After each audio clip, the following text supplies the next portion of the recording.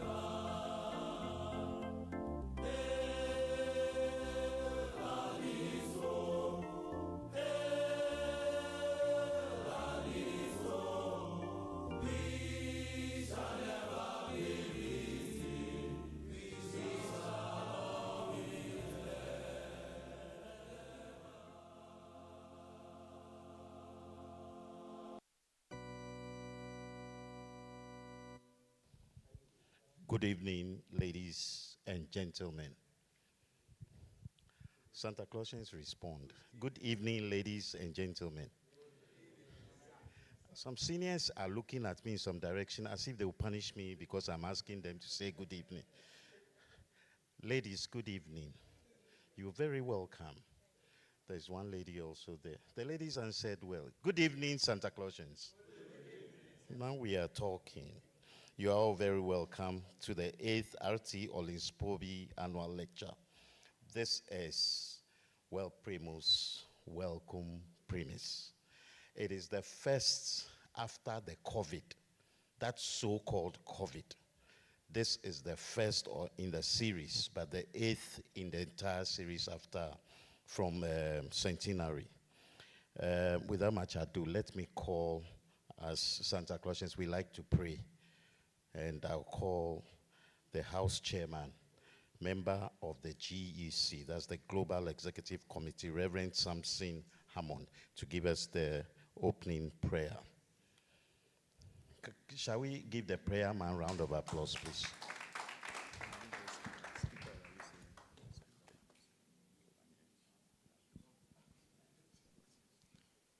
Shall we pray?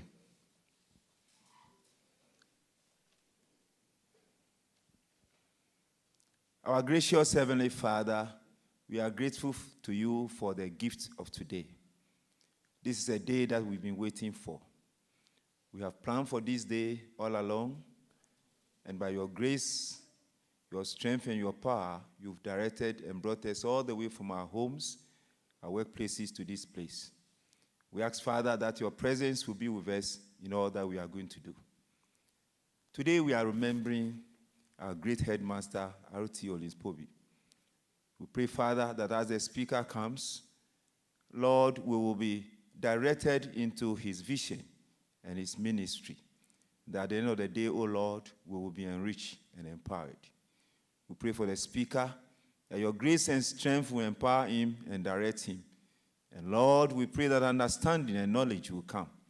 That at the end of the day, Lord, we will be enriched. Everybody here, Lord, we ask that thy love and thy grace will be with us, and that in unity and oneness, Lord, we shall learn under your feet.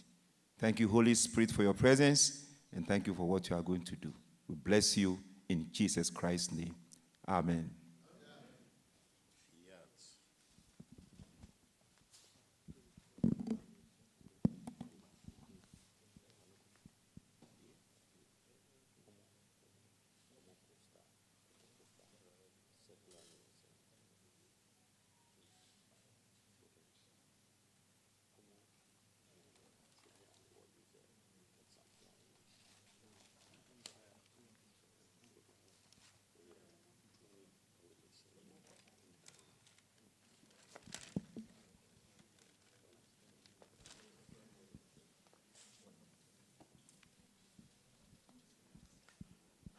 Thank you very much. When the global president summons the MC, then you know there's big conversation. We have just finished on that. Thank you very much. Santa Clausians, we are gathered here, and people must hear us from the basement of Accra Church that we have arrived, we are here. So we will sing up Santa Clausians, the school ode. Those online, wherever you are, sing some. We will sing the school ode, and we'll take advantage to kind of say hello to each other. We've been sitting for a while, and then we'll do that, progressing in the program. If you agree with me, shall we be upstanding, please? Please. Please. Senior Franklin, you have a good voice for singing. I don't know why it's you. You've been a president before, so you should by all means sing. Oh. Okay. Up Santa Clausians. Ready? Go. Up Santa Clausians, stand up to honor those who have Gilded the school with a fame. Our alma mater, a blessing upon us. Bids us remember the strength of their name. Others have labored and wished their glory, us to do exploits and add to their gain. Those who come after will take up our story, made me worthy of singing again. Play up, Santa Clausians. Play up and play the game. Give nothing but your best and never think of rest. Play up for the school's great name. Play up, Santa Clausians. So me to play up and play the game. Give nothing but your best and never think of rest. Play up for the school's great name. Play up. Now we can greet. Play up, Santa Clausians. So me to play up and play the game. Give nothing but and never think of rest. Play up for the school's great name. Up Santa Clausians, stand up to honor those who have gilded the school with their fame. Alma Mater, a blessing upon us. Bids us remember the strength of their name.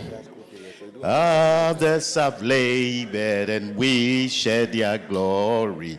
Ours to do exploits and not to their gain. Those who come after will take up a story. May it be worthy of singing again. Play up, Santa Claus. So me to play up and play the game. Give nothing but your best and never think of rest. Play up for the school's great day. A round of applause for ourselves. We are wonderful people. Yes, please, yes, we are starting, or we are continuing with the program. This is the 8th RT ORLEANS-POBEE Memorial Annual Lecture. The theme for discussion is today's education relevant? And we take a new look at Adisadel. We're going to have an interesting time. We all know that there are lots of things happening. And so we are able to discuss. Somebody is online and he's calling me. I'm sure there's a problem online. Who can pick the call for me? So somebody ought to talk to the person for me. Yes, please.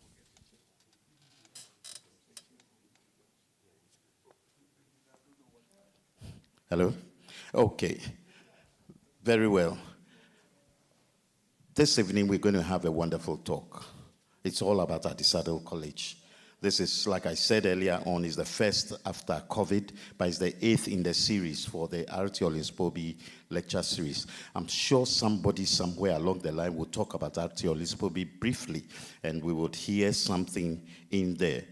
To kickstart it, we ought to have a chairman who will lead us in this discourse. May I respectfully, before I get the chairman introduced, there are some few people who are not Santa Clausians. If you are not a Santa Clausian, even if you don't understand what Santa Claus should be, but you know you are not one, just raise your hand and let me see you. Give me a wave.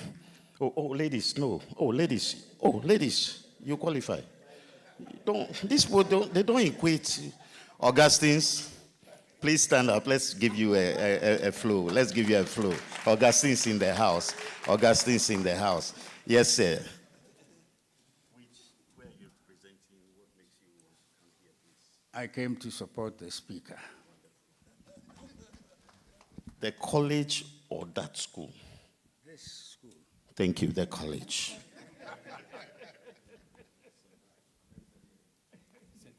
St. Augustine's, and I came to support Honorable Kojo Yankah. We know we've been friends, and this is what the school boys fear. When they see the college boys together, they know. Sorry, there's one more. Okay, sorry about that.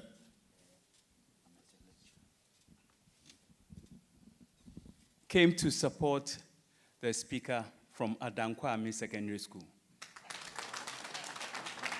Thank you for coming all the way from Adankwame. The chairman has said it. I dare not say it because he's a senior, so I keep cool. But you are very welcome, sir. That is what is good. I would like to invite our Global Executive Committee President, the President of Adisadel Old Boys Association, Dr. Daniel Oredi, to do us the honors of introducing the chairperson or giving us a chairperson for this function. With a round of applause, shall we? Thank you, Mr. President.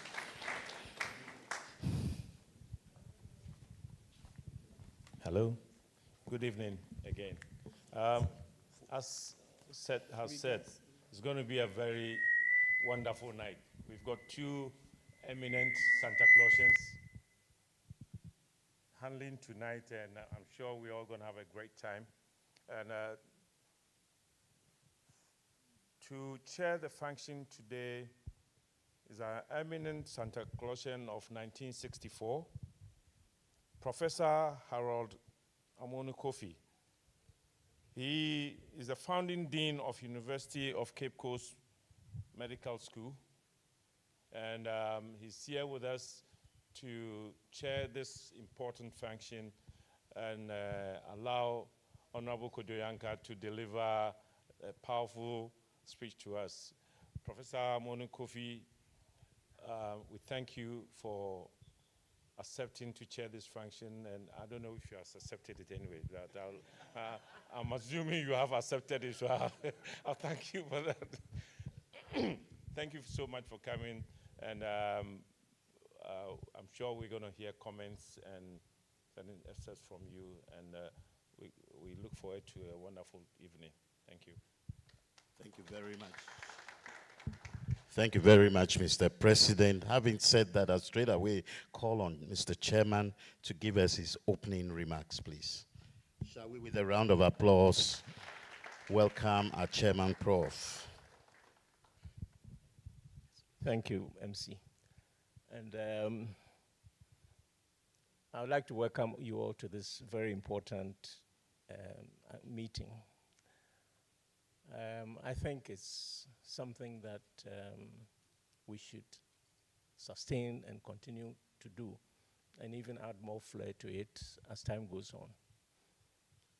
I was very happy when I was told to be part of this. And Anthony and I sort of worked through a lot of names, and he finally settled on Honorable Kojo Yankah. And I thought it was a very good choice because Kojo, I mean, we've known each other for long and we still continue to meet. And when he said it was Kojo coming, I knew we have a historian, we have a poet, we have an educationist, you know, all roll into one. So I know that it's going to be a very stimulating evening. And when I got to know about this, I thought I should make time to come because this is an important event which we should, as the years go on, we should add more sort of oomph to it so that others will copy us. But we are always the best. Some people from that school have also tried to do something similar. Well, we are the first, just as our motto tells us. And we should fight with all our might. Pugnate sumawi. So we have a Kukeren here. So anyway, so thank you, welcome. The time is far gone. I'm not going to take the time allocated for this thing, but I just want to thank the chairman for inviting me to come and speak. And I would like to just say that I'm happy to be part of this, and I agree to chair this function. Thank you very much. Thank you very much, Mr. Chair, and I appreciate that. Shall we give a louder round of applause to Professor Harold S. Amonu Kofi? He's also kind of encouraged us to continue in the stead of delivering this particular lecture series. And most of all says that we should have fun. And I can assure you, the man to deliver the speech is a real fun man. He's a loving guy. He is, everybody seems to call him honorable. And then he goes by the name Honorable Kojo Yankah. Santa Clausians don't pretend we know him too much. So I'll tell you small, even though he's on the thing. Prof, Honorable Kojo Yankah, Santa 64, just the same as chairman of today's function. Let us give a round of applause to Santa 64. Any other Santa 64, 63, just raise your hand. Then we know you were classmates some way. Amen. He's a former minister of state. He's the founder of African University or College of Communications. There's a lot to learn from him as he delivers a very thought-provoking message or a very thought-provoking lecture. The topic and theme that he's been given is today's education relevant? A new look at Adisadel. Prof, if I say I will continue with the introduction, I'm sure it will take longer than your lecture. So allow me at this stage to invite you, because I know it's plenty. Plenty. So please, let's welcome him with one great round of applause. Yes, yes, yes, yes, yes. Thank you very much, sir. Thank you, Seto.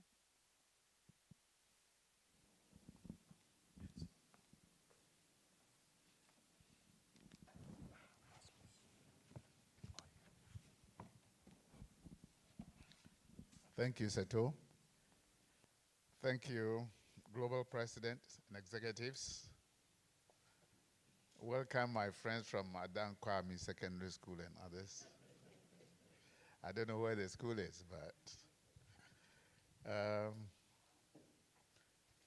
thank you, friends of Adisadel, including our associate members who happen to be our wives and friends. I especially welcome Professor Kofi Asaropoku, whom I'm proud to call my mentor. Prof, you're welcome.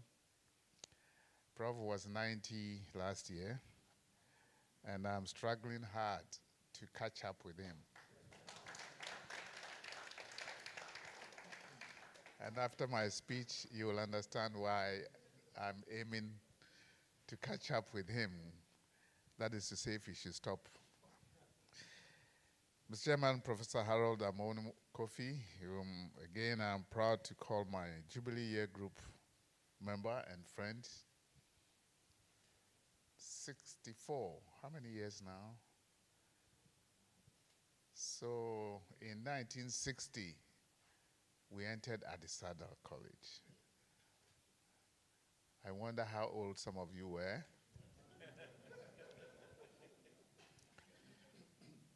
But fellow Santa Clausians, ancient and modern, invited guests, members of the media fraternity who are here,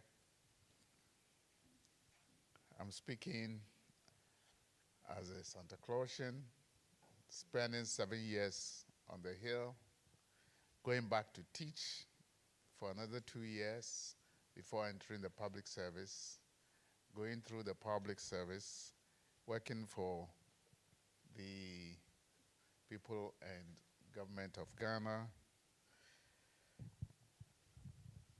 entering politics, retiring from politics, establishing my own university, and now ambitiously building a Pan-African Heritage Museum.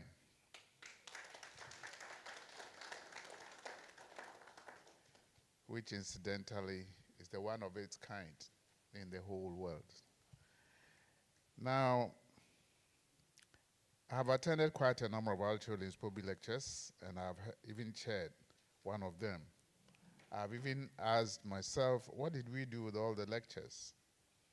As a former president of the Adisadel Old Boys Association, I share the blame and hope that this time around we shall encourage the current global executive to start compiling all available lectures into a booklet or a book that current students and those who are not here can have access to.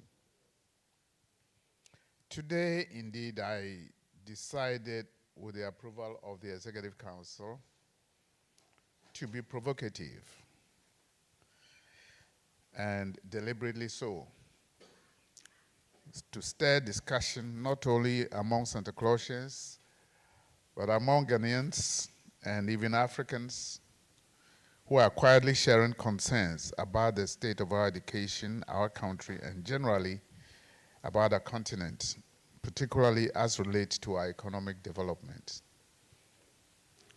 And let me quickly state that this lecture is not about any particular government. You know, people are sensitive to when you say state of education. They quickly jump to the idea that you are criticizing the system, but you will understand why. Mr. Chairman, after 66 years of political independence, my observation is that we have not conducted our formal education and, of course, our politics well enough to liberate ourselves economically, to avoid the majority of our own people drowning in poverty. Large numbers of our professionals trained at the expense of the taxpayer and our unemployed youth are desperately competing to leave their homeland to give their services to other countries. We as a nation enjoy bragging rights.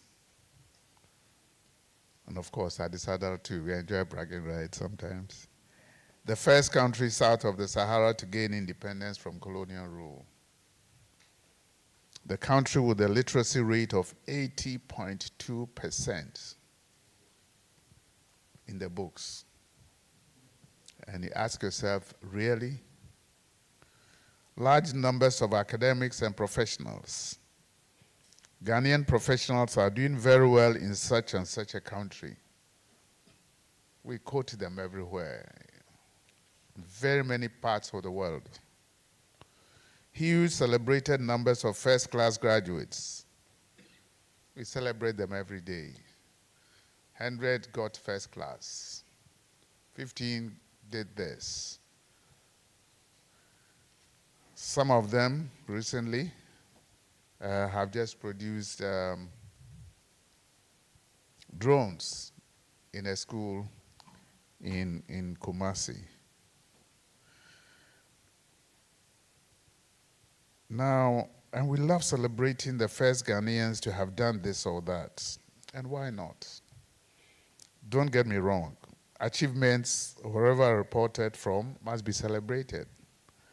My challenging submission this evening is that our post-independence education system has not been redesigned to liberate us as a country economically, and that we are only celebrating educational achievements that have helped to oil the economic fortunes of other countries other than Ghana. Very tough topic to choose.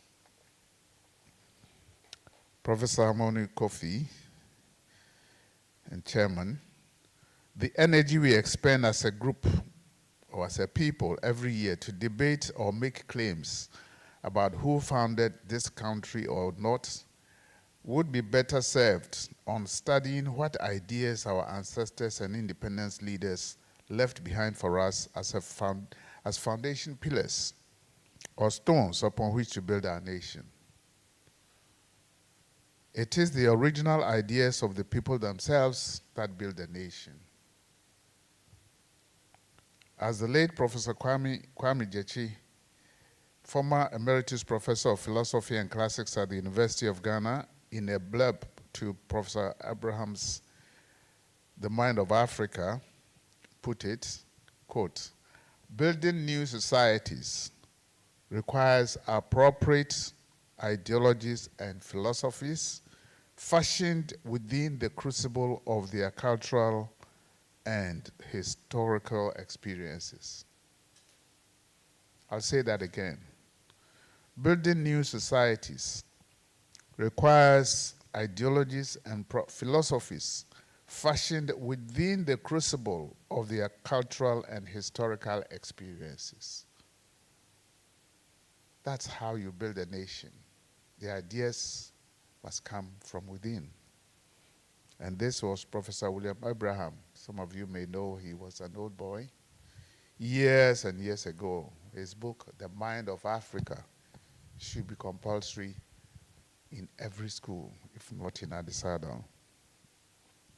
A couple of years ago, I wrote an article which I expanded in a speech I was invited to give as a Senior Citizens Day at the then Flagstaff House. My topic was, "Our thought processes are faulty." I wrote the article after I came back to Accra from a speech and prize giving day at Adisadel College.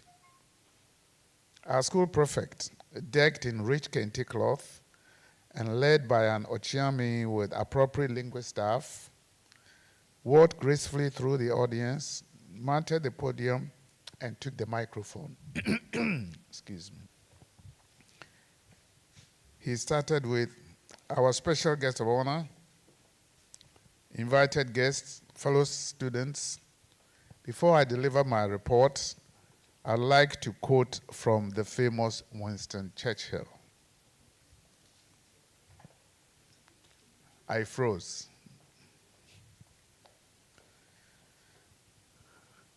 So he couldn't get anybody to quote, and it's not his fault.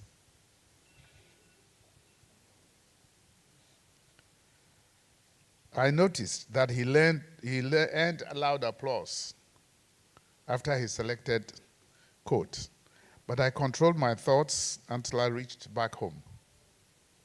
Not too long after, I realized that the speechwriters of His Excellency the President had committed even more serious misdemeanors: plagiarism. We haven't thought about it, but seriously, what it means is that our people don't have any ideas. We only have to quote our others all the time. Meanwhile, we are building our nation. Of course, that was not the first time I heard Ghanaians, even esteemed scholars and intellectuals, referencing their wisdom from foreign heroes and heroines.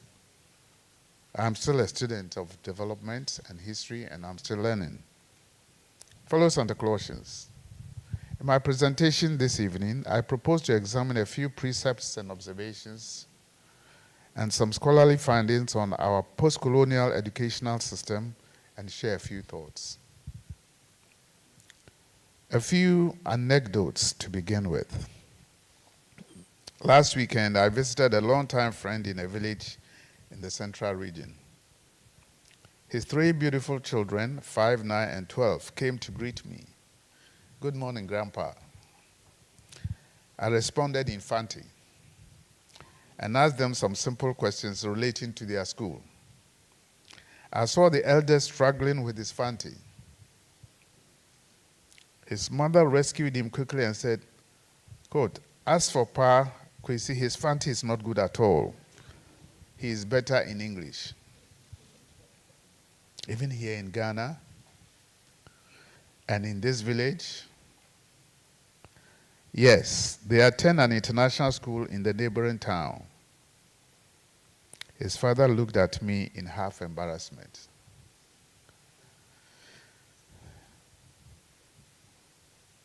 Of course, that explains why a friend minister of education said at a conference, and I quote, "In Ghana, I go to schools upon schools and I speak with the students. And when I finish speaking with them, I would say, 'Do you have any question for me?' No hand goes up. It happens in all my encounters in schools. We have tamed the children. We just want them to write down what we tell them, and at the end of the exam, we tell them they are their best students in Ghana.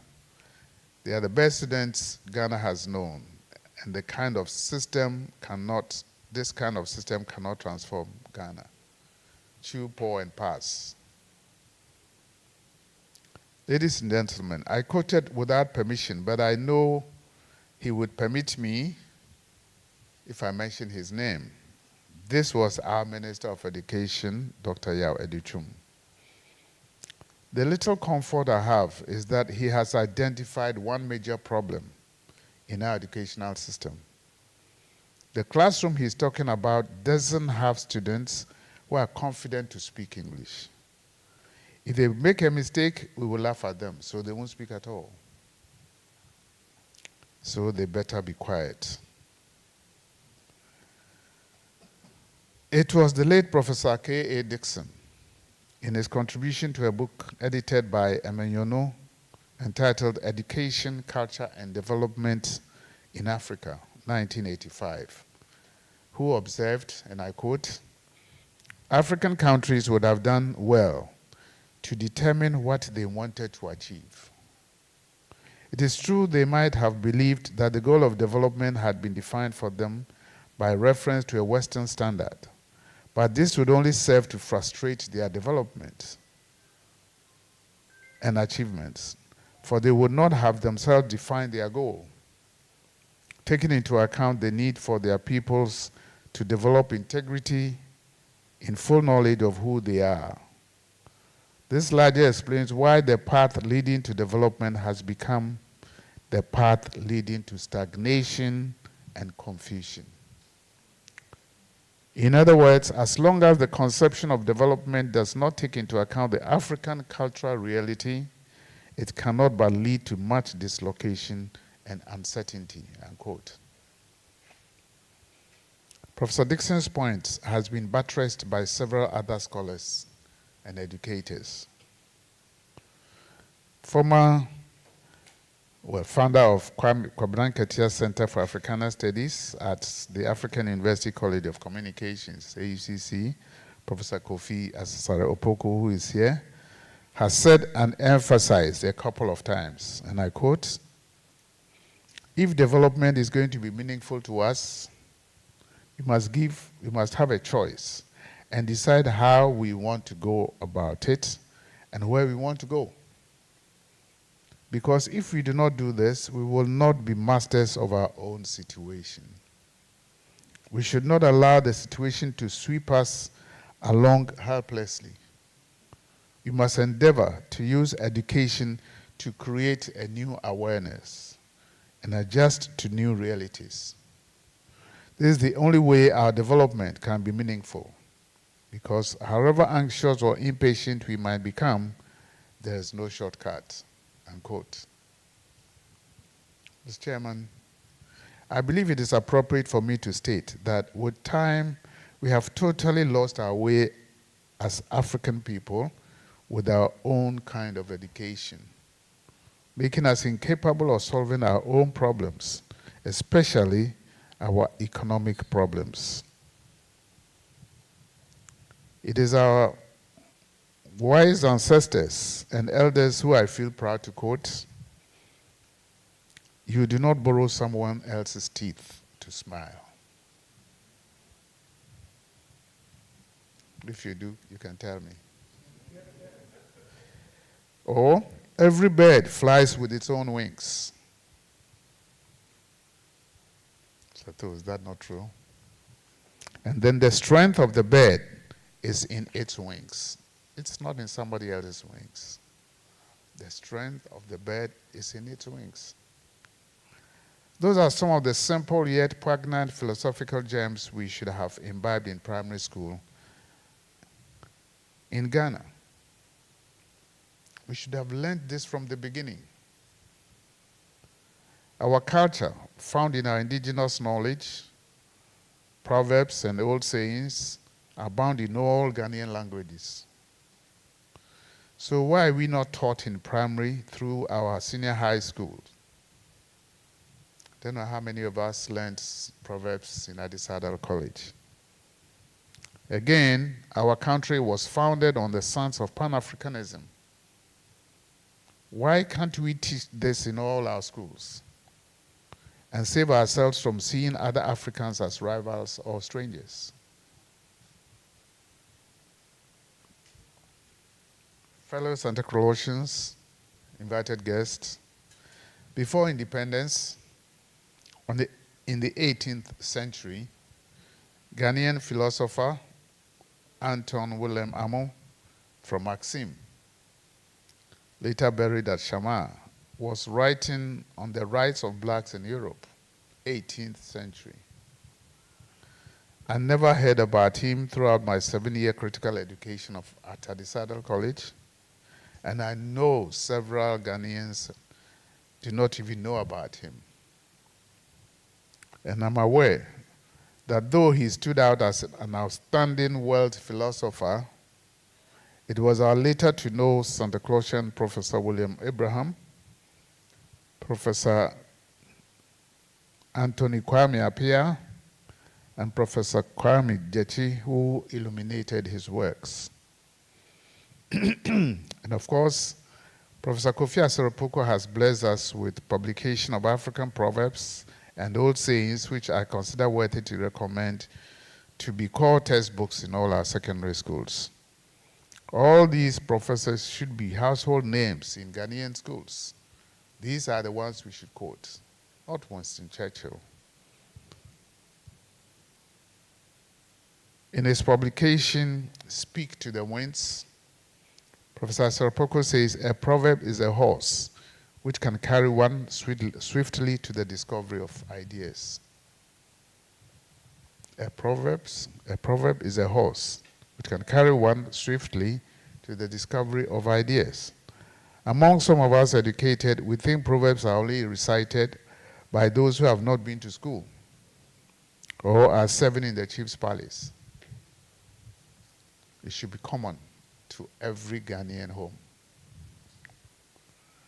Mr. Chairman, in the 1920s, famous composer and musicologist from Peki in the Volta region, Ephraim Amo, composed for Ghanaians some of the most profound lyrics that should have formed the basis of our moral education and patriotic living. Yen Ara Assassini and Yanom Ebibrima, deep thoughts, taught us how to live moral lives and how to think as Africans. Ebibrima, we have abandoned them. These should be compulsory anthems in all our schools and community gatherings. Occasionally we sing them somewhere when we feel tired with our national anthem. And add to Ephraim Amo the great composition of Joseph Hansen Kobina Nketia, D.H. Kobina Nketia, and the compelling artistic works of Theodosia Oko, Amon Kote, Kofi Antobam, and many others. All these, including scholars like Castle Hayford, John Mensah Saba, James Quayle Agri, Ato Ahoma, J.B. Dankwa, and others, who are all mentioned in the famous address that Kwame Nkrumah gave at the opening of the Institute of African Studies, University of Ghana in October 1963, are worthy of quoting in schools. They have so much to say.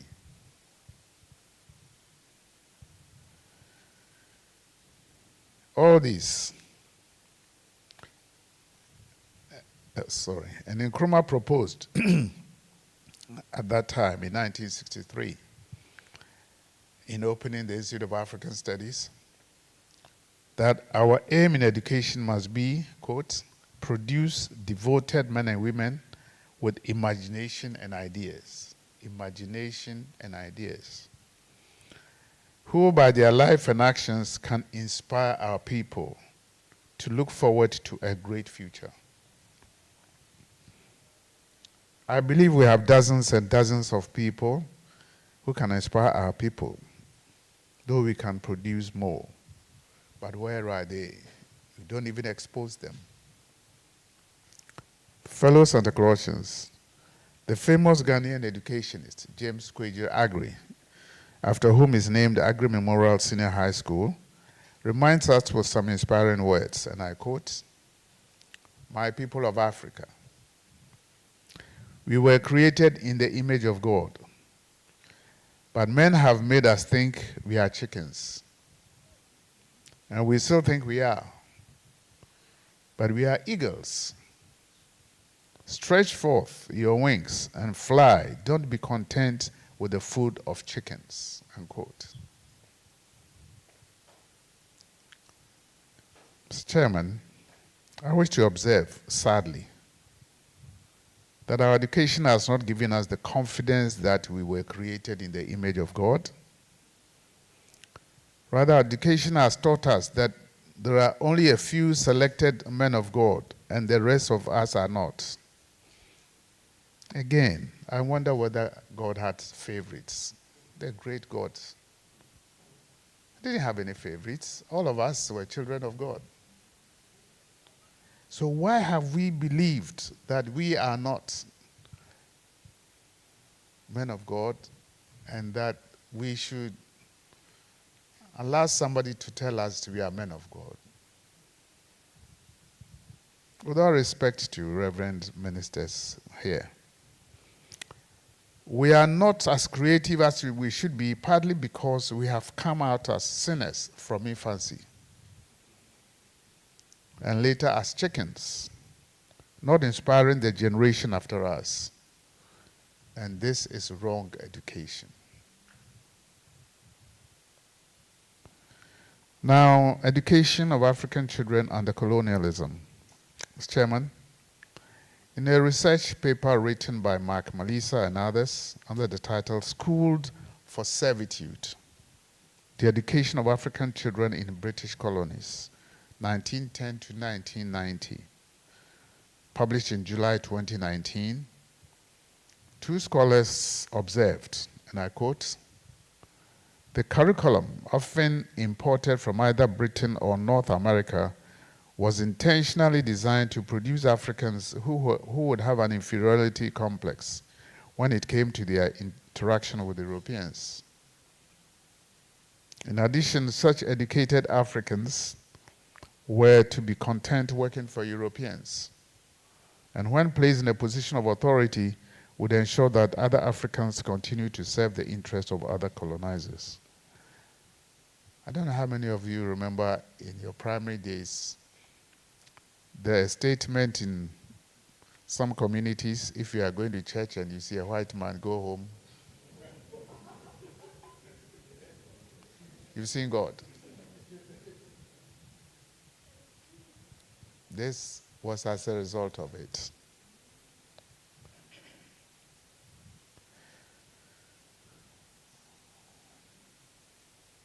The purpose of colonial education was by and large the remolding of the African child. That's why the Catholics said, let's go and civilize the Africans. The Belgians said the same thing. The Portuguese said the same thing. So when I was in school and I was reading some literature books of people who went to Congo, at that time I thought these must be great guys. But later, I saw that their mission was to go and civilize the Congolese. At the end, they just raped all their wealth, took them away, and Congo is now the poorest part of the continent when it has all the mineral riches that can take care of the whole of Africa.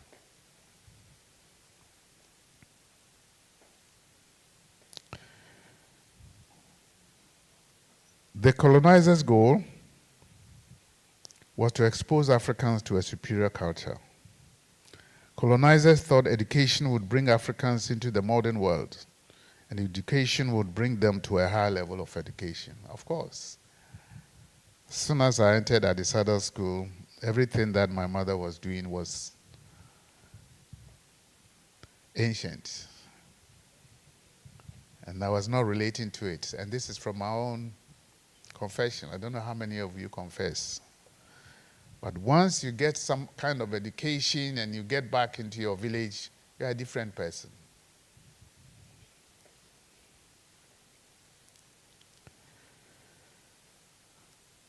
Books by African writers like Chinua Achebe, Amatedi, Kobina Sechi quite well illustrate the characters that I'm talking about. Colonial education forced Africans to, quote, change their beliefs, thoughts, and behavior. And it made them comfortable in a new world coined by Europe.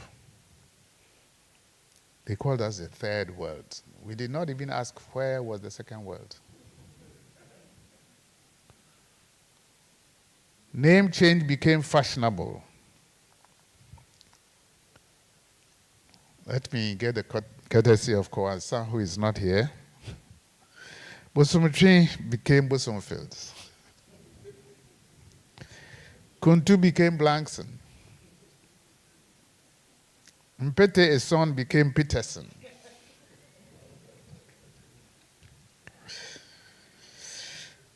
According to another writer, a notable British geographer called James McQueen arrogantly proclaimed, and I quote, that if we really wish to do good in Africa, we must teach her savage sons that white men are their superiors.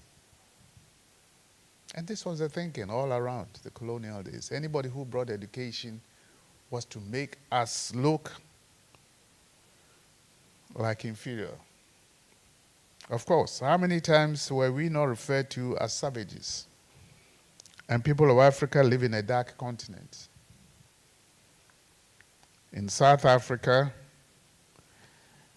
the educationists called the South Africans, they said they are like asses. You don't teach them science and mathematics because they cannot understand. So they deliberately did not teach them science. Famous African writer Ngugi wa Thiong'o, a citizen of the once colonized Kenya, in his book Decolonizing the Mind, displays his anger towards the isolationist feelings colonial education causes. He writes, and I quote, "The process annihilates people's belief in their names, in their languages, in their environment, in their heritage of struggle, in their unity, in their capacities, and ultimately in themselves. It makes them see their past as one wasteland of non-achievement, and it makes them want to distance themselves from that wasteland. It makes them want to identify with that which is furthest removed from themselves." And that is true. So, don't talk about your grandfathers. Don't talk about your grandmothers. They have nothing to offer you. We are giving you new life. And of course, we know in some of our churches, we even say, their abosom don't relate to them in a very derogatory manner. This is what we have all become, alienated from our societies. We feel shy to point to our villages. And we write our biographies starting from the famous secondary school we attended. See, we didn't go anywhere. We just rose up and went to Adisadel. We are not proud of our rich indigenous cultures and values, our religion, our language, our dress codes. Until recently, we used to pour libation at national events. Now, even in some of our homes and traditional palaces, we have abandoned or banned our ancestors from whom God gave us to give birth to us and sustain us throughout our lives until they passed on. So in spite of our hot weather, we wear heavy choir robes and gowns to identify with a class different from the ordinary people. We cannot even design our own weather. We cannot even design for our weather. Sometimes I feel uncomfortable for our legal friends when I meet them. Generally, we appear poor caricatures in borrowed robes.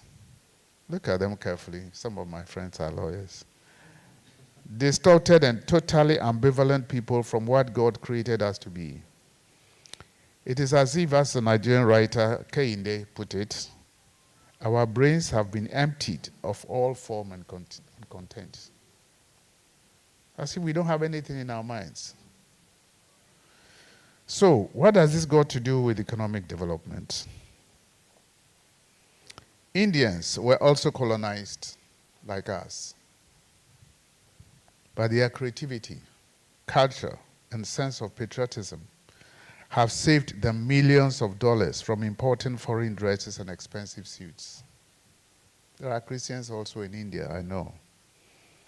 While colonial education made us consider our traditional religion as evil, the Indians took their traditional religion and culture with them wherever they went. They are still leading in ICT. They do even better. And Americans go to India to learn more about ICT. from their own culture.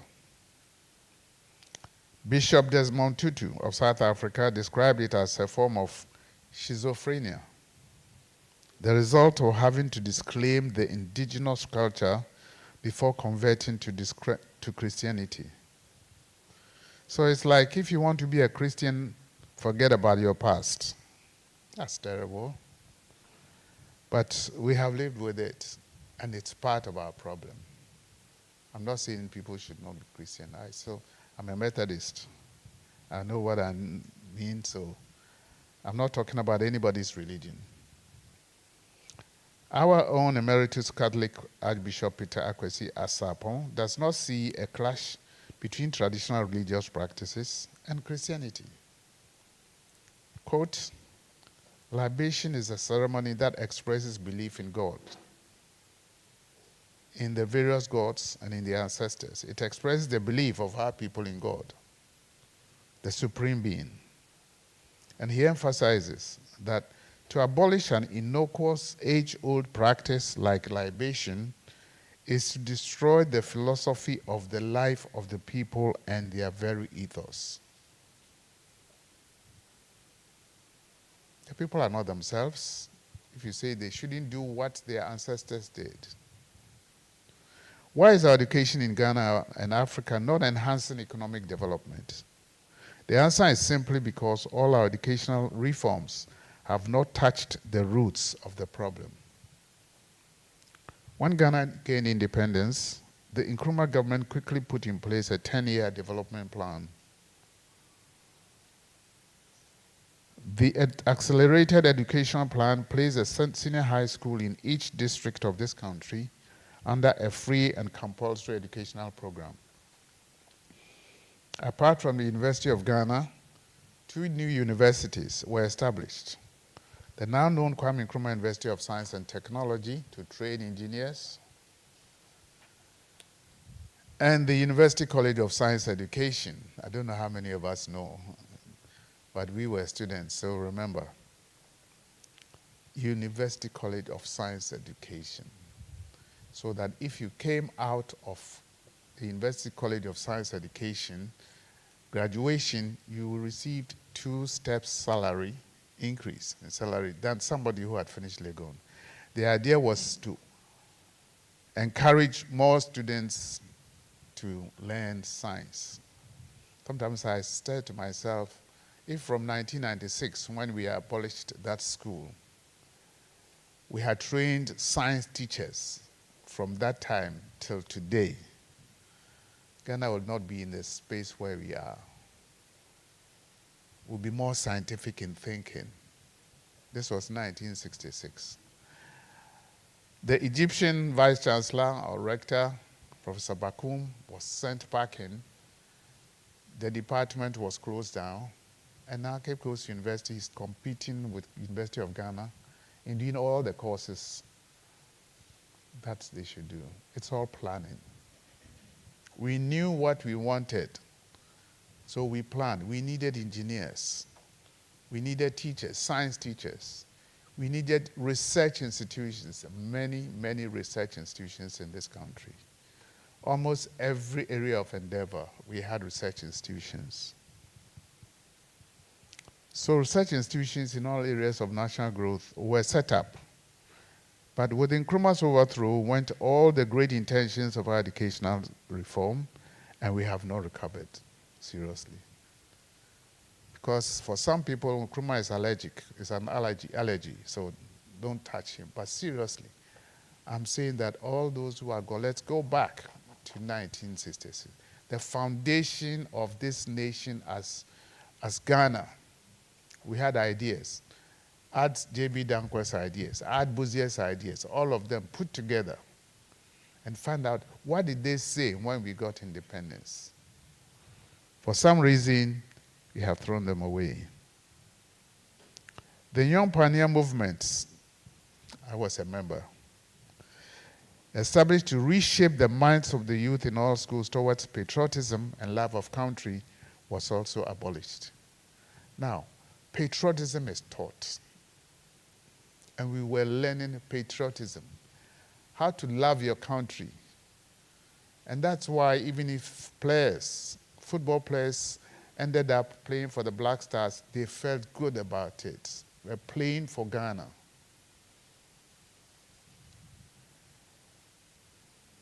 I was a member of the Young Pioneers. I know the codes still.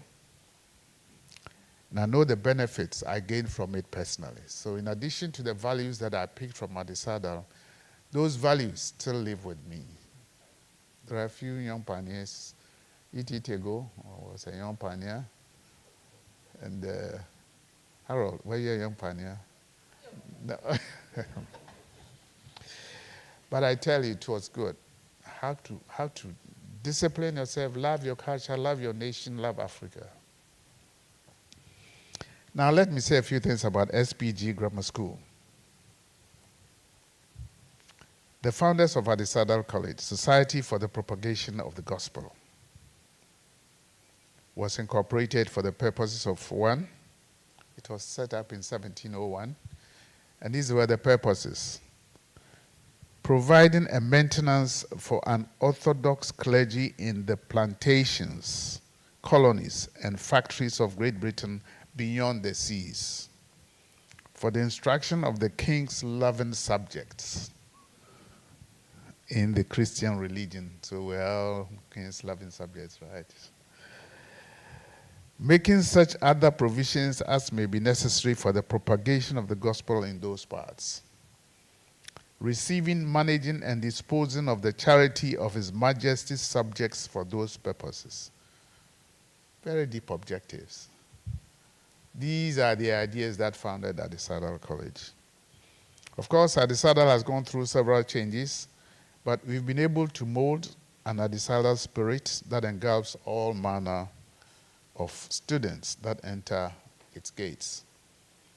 In general terms, Adisadel has produced priests, civil servants, politicians, doctors, engineers, and chief executives. But let us do an honest self-examination. During our time in the Kolo days, that is the 1960s, we spent 5 years for our O-levels. There was enough time for extracurricular activities. This time there's only 1 hour a day for extracurricular activities. We had time to do farming and contribute foodstuffs to the dining hall. Before the Young Pioneer movement was abolished, some of us had absorbed the tenets of patriotism. My sense of creativity was heightened because I was a member of the Drama Society, Debating Society, and Writers Society, and even edited The Owl and the Santa Claus. I passed Fanti with credit, and I feel proud reading and writing Fanti even right now. Now my grandchild is saying I can't speak Fanti. Those were the Nkrumah days when some of our classmates were from other parts of West Africa, mainly Nigeria.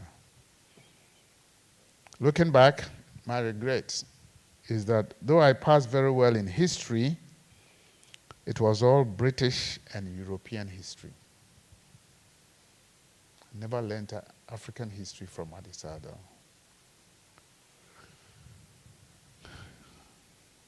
The little I learned came from the Young Pioneer extracurricular lessons. And of course, we recited and sang the national anthem with pride and gusto. And later, the national pledge was also introduced to whip up youth patriotism. I bet that if I put the map of Ghana on the wall and ask Santa Clausians to show me where Zambia is, we're going to have problems. Because we didn't learn it. We didn't learn our history. We know British history, North American history, the geography. Yeah, we are educated. We don't know our backyards. We don't know the herbal plants in our forests. We don't. Now, Professor Chairman, the brain drain set in. Our medical class was the fourth batch of students admitted to the then newly established University of Ghana Medical School. And I got this reliable report from the chairman. They entered in 1969 and graduated in 1972. There were 48 students, out of which 14 were from Adisadel College. By 1974, the entire class of 48, with the exception of 4, had taken up jobs abroad.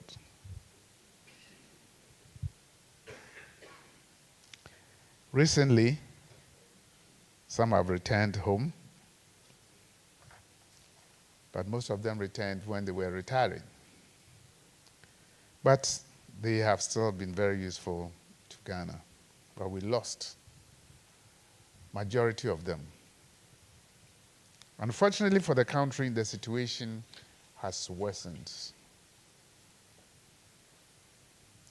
So yes, we are training professionals, but where are they?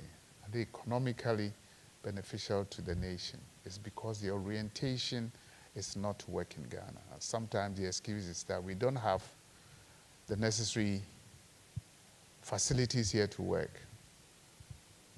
If I were the president, I would ask that we find the facilities to work with. That is the nation.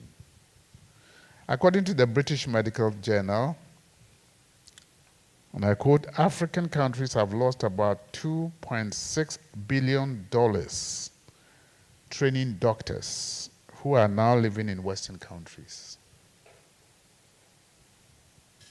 A staggering 20 to 50% of African-born doctors are working overseas.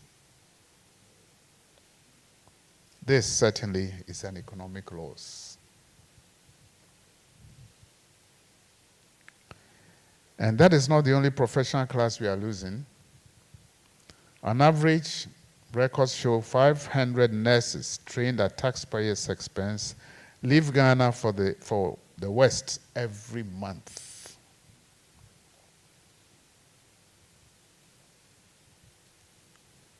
And of course, we're not talking about teachers. Unconfirmed reports say 5,000 teachers also leave this country at the same time. And of course, one can say the same for engineers and other scientists. So you see where our education is taking us. The irony is that our professionals join international organizations like WHO, IMF, and the World Bank, and come back to dictate how we should solve our problems. So, despite the large number of Ghanaian professionals and bureaucrats that we have trained with our scarce resources since independence, we have the following problems now. Shoddy work on our roads, non-functional traffic lights, plastic bags and packaging everywhere, uncovered filthy drains, predictable flooding and telecom cuts after rains, shortage of professionals, doctors, nurses, engineers, surveyors, teachers.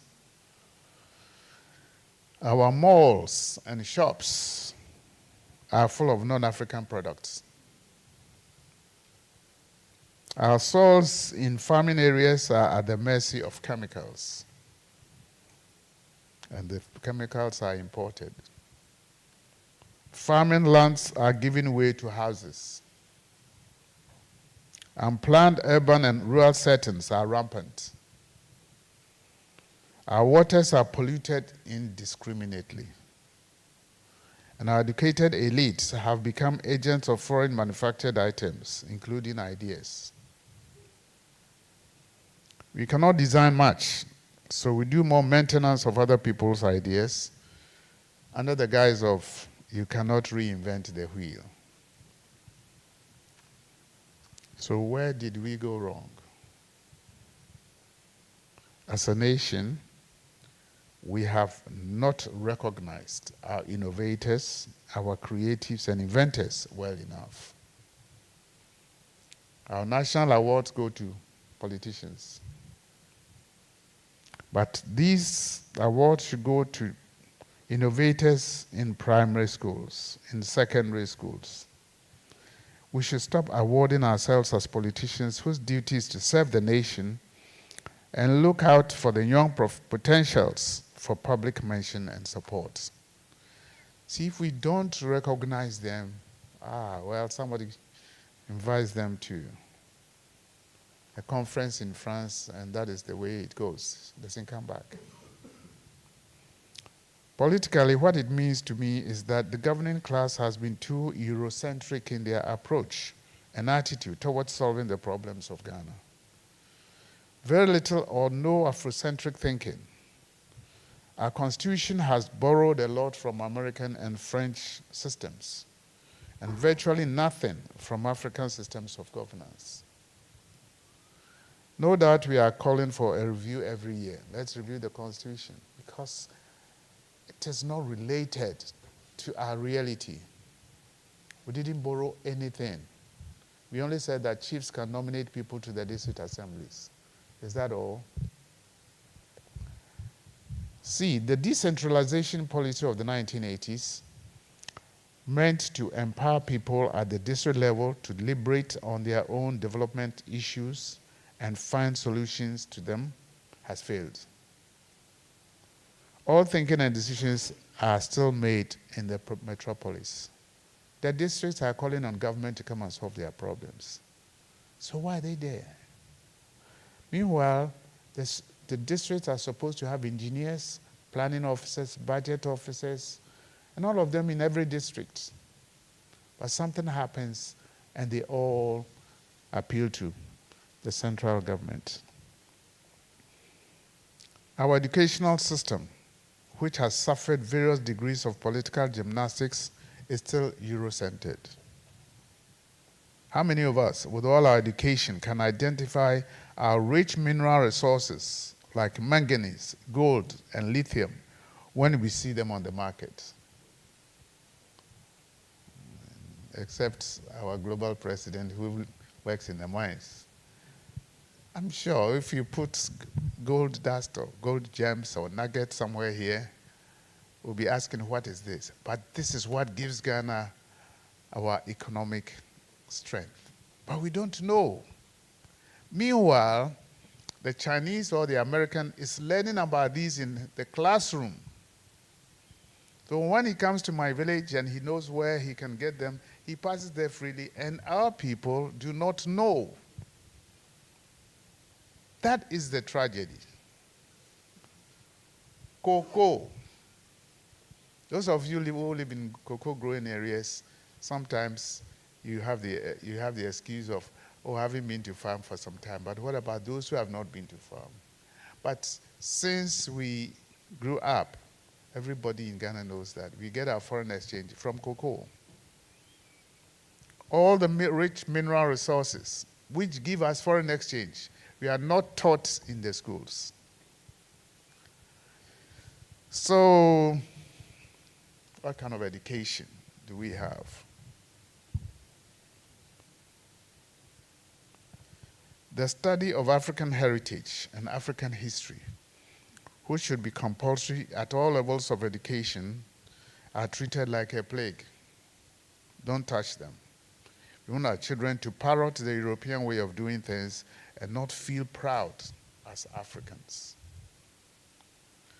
Patriotism and indigenous knowledge are missing from our entire educational formulation.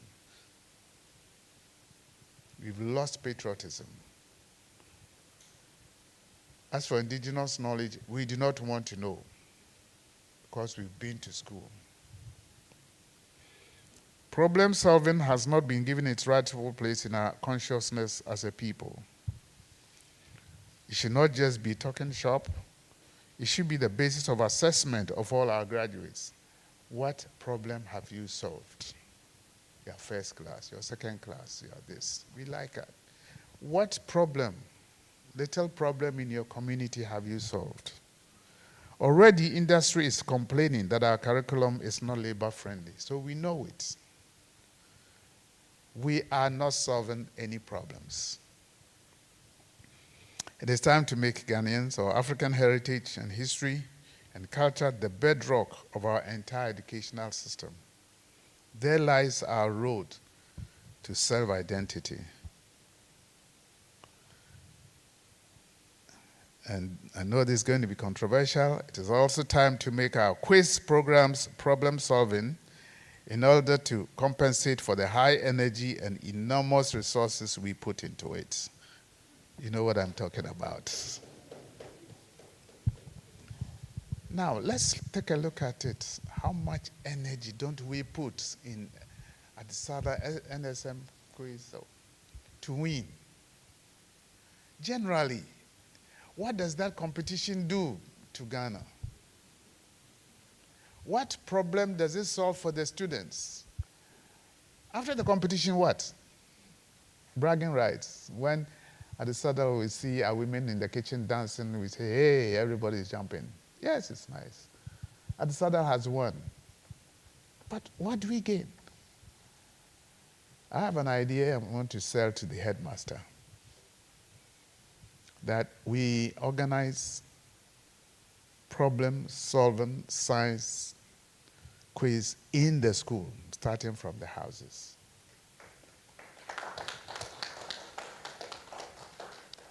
Canterbury, Aglom, let them among the houses. Let students get together, identify one problem, and then find a solution for the competition, first inside the school.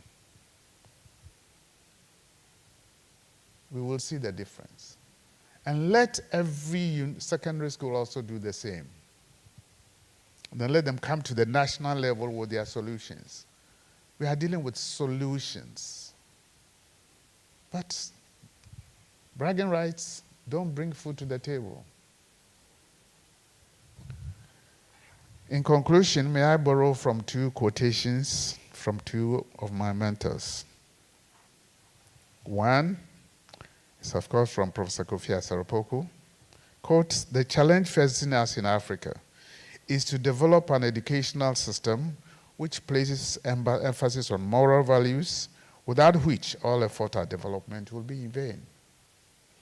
This calls for a change in our attitude towards African culture, which will buttress the conviction that the only sound basis for development is our own moral values. And although we live in an interdependent world and must borrow from them, what we borrow must come to embellish what we already have and not supplant it." The second quotation comes from Nigerian essayist Chinwezu. "Cultures borrow from one another, but sensible ones do not abandon their inherited outlook, their central values, their aesthetic traditions, to take on wholesome those of other cultures. Africans seem to be the only ones who want to go forward without carrying their traditions along." I'll leave you all with one question and two African proverbs from our sagacious ancestors. Question: where is the mind of Africa in our education? Where is the mind of Africa in our education? And the quotations: borrowed water never quenches thirst.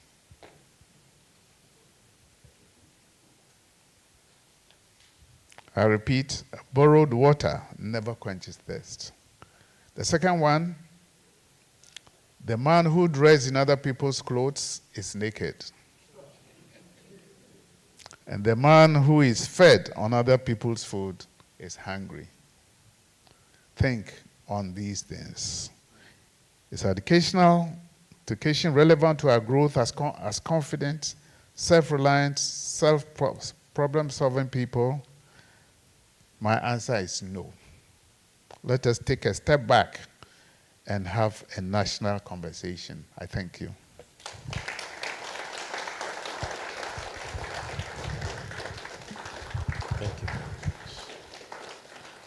Yes, he deserves a standing ovation and a clap, round of applause. We are grateful. Yes, yes, yes, yes, yes, yes, yes, yes, yes. Thank you. Yes.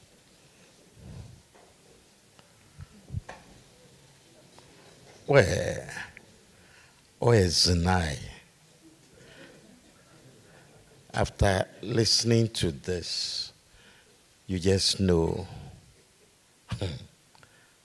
there needs to be some recycling, redoing of things.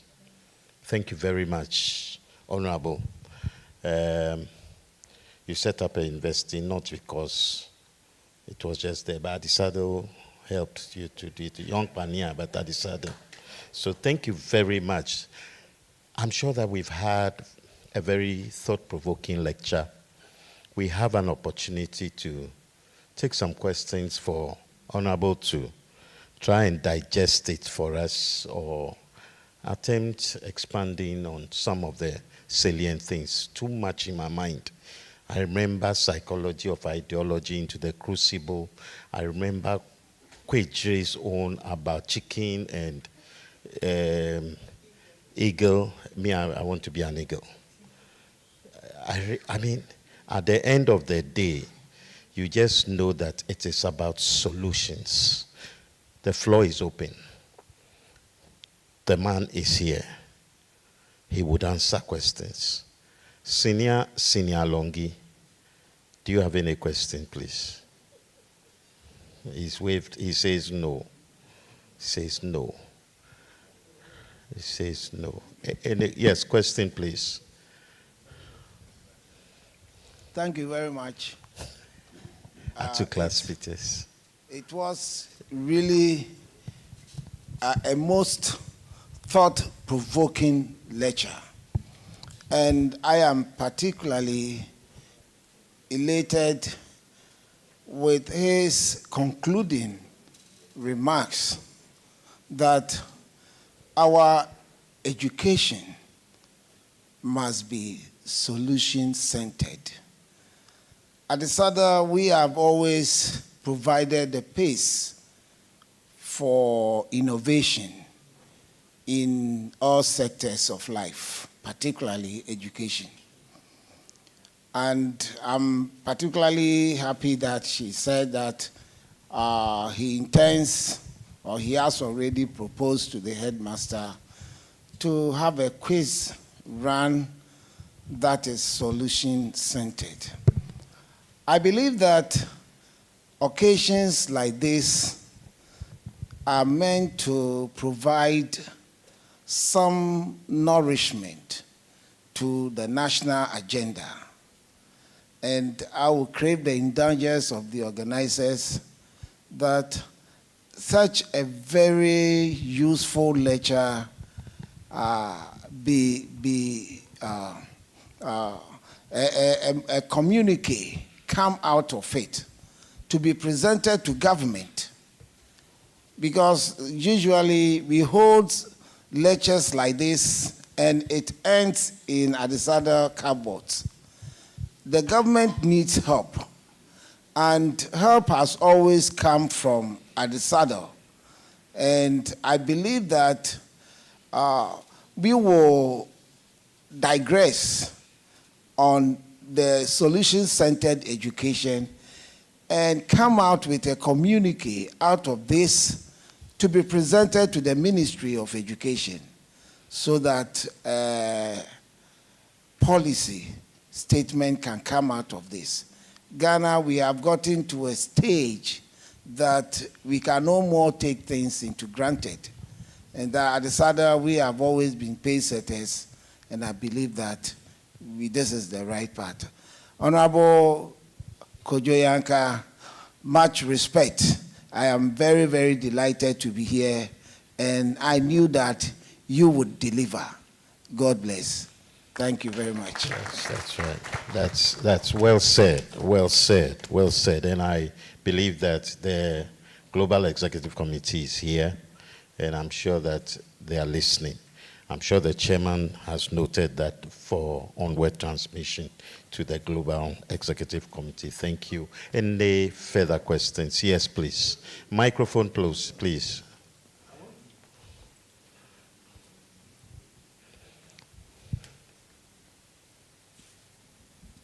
Please, I want to suggest that anybody who wants to contribute should mention his full name, apparently the house and the year, so that we can identify ourselves. Start it. I was not here. No, I'm not giving any contribution. No, all that I'm saying, the contribution is about. No. So I beg, before I sit down, I will mention it. Yes, please. You didn't allow me to finish. Sorry, senior. Yeah, before I sit down, senior, I will mention it. Senior, sorry. I am John Osu Ansah. Yes, right. Noble Night House. That's right. 1964. That's right. That's right. That's right. 64. Thank you very much. Kindly give the mic to the first speaker. Let him himself mention his name and his year group. Senior, sorry. I want, yes, Atu to quickly. Atu class Peters, please. I've mentioned your name, so mention your house and your. My name is Atu Class Peter, 85-year group, Aglombi. Thank you. Thank you. Please bring it back to senior. Thank you. I'm Jeff Hagen, 1964-year group. We call ourselves the Golden Jubilee Boys. Ato just made a very interesting remark. He said, what has been said here should not be left to go rot, you know. The idea is that very often the coverage of whatever has been done makes a lot of difference. It depends on who is reporting. I'll be very much interested to know which press houses are at this function, because tomorrow morning you'll be hearing different versions of whatever has been said here. And before you are aware, we might have missed the meat of the presentation. We'll be developing other aspects of it, the politics of it and all that. So I will want to know, first of all, the press houses that are here, and we should be very careful with what comes out of this, because it can easily be misconstrued. You know what I'm talking about? Yes, I want to invite our Vice President for Communications. Vice President, please, if you could come, because he led our organization of this particular lecture series. Vice President, please introduce yourself. Yeah, my name is Anthony Awachibusmefi, the Vice President for. Mine is not Busumfield. Wait, your year group, and your house. The Busumfield actually escaped me. Yeah, so Santa 91, Aglombi House. Okay. Senior, yeah, so we have almost all the major press houses here. We have Daily Graphic, we have Joy FM, City, TV3 as well. And we're supposed to have Peace FM, but I've not seen them here. If they are here, can they? They are not here. Okay. So, the speaker is extremely tech savvy, so we would have definitely get the soft copy of the speech, and we would give it to the press as well, so that it is reported right. You get me? So thank you. Thank you for that as well. Round of applause for the Vice President and the organizational team. Any further questions, please? We have just about 3, 4 more. Any questions?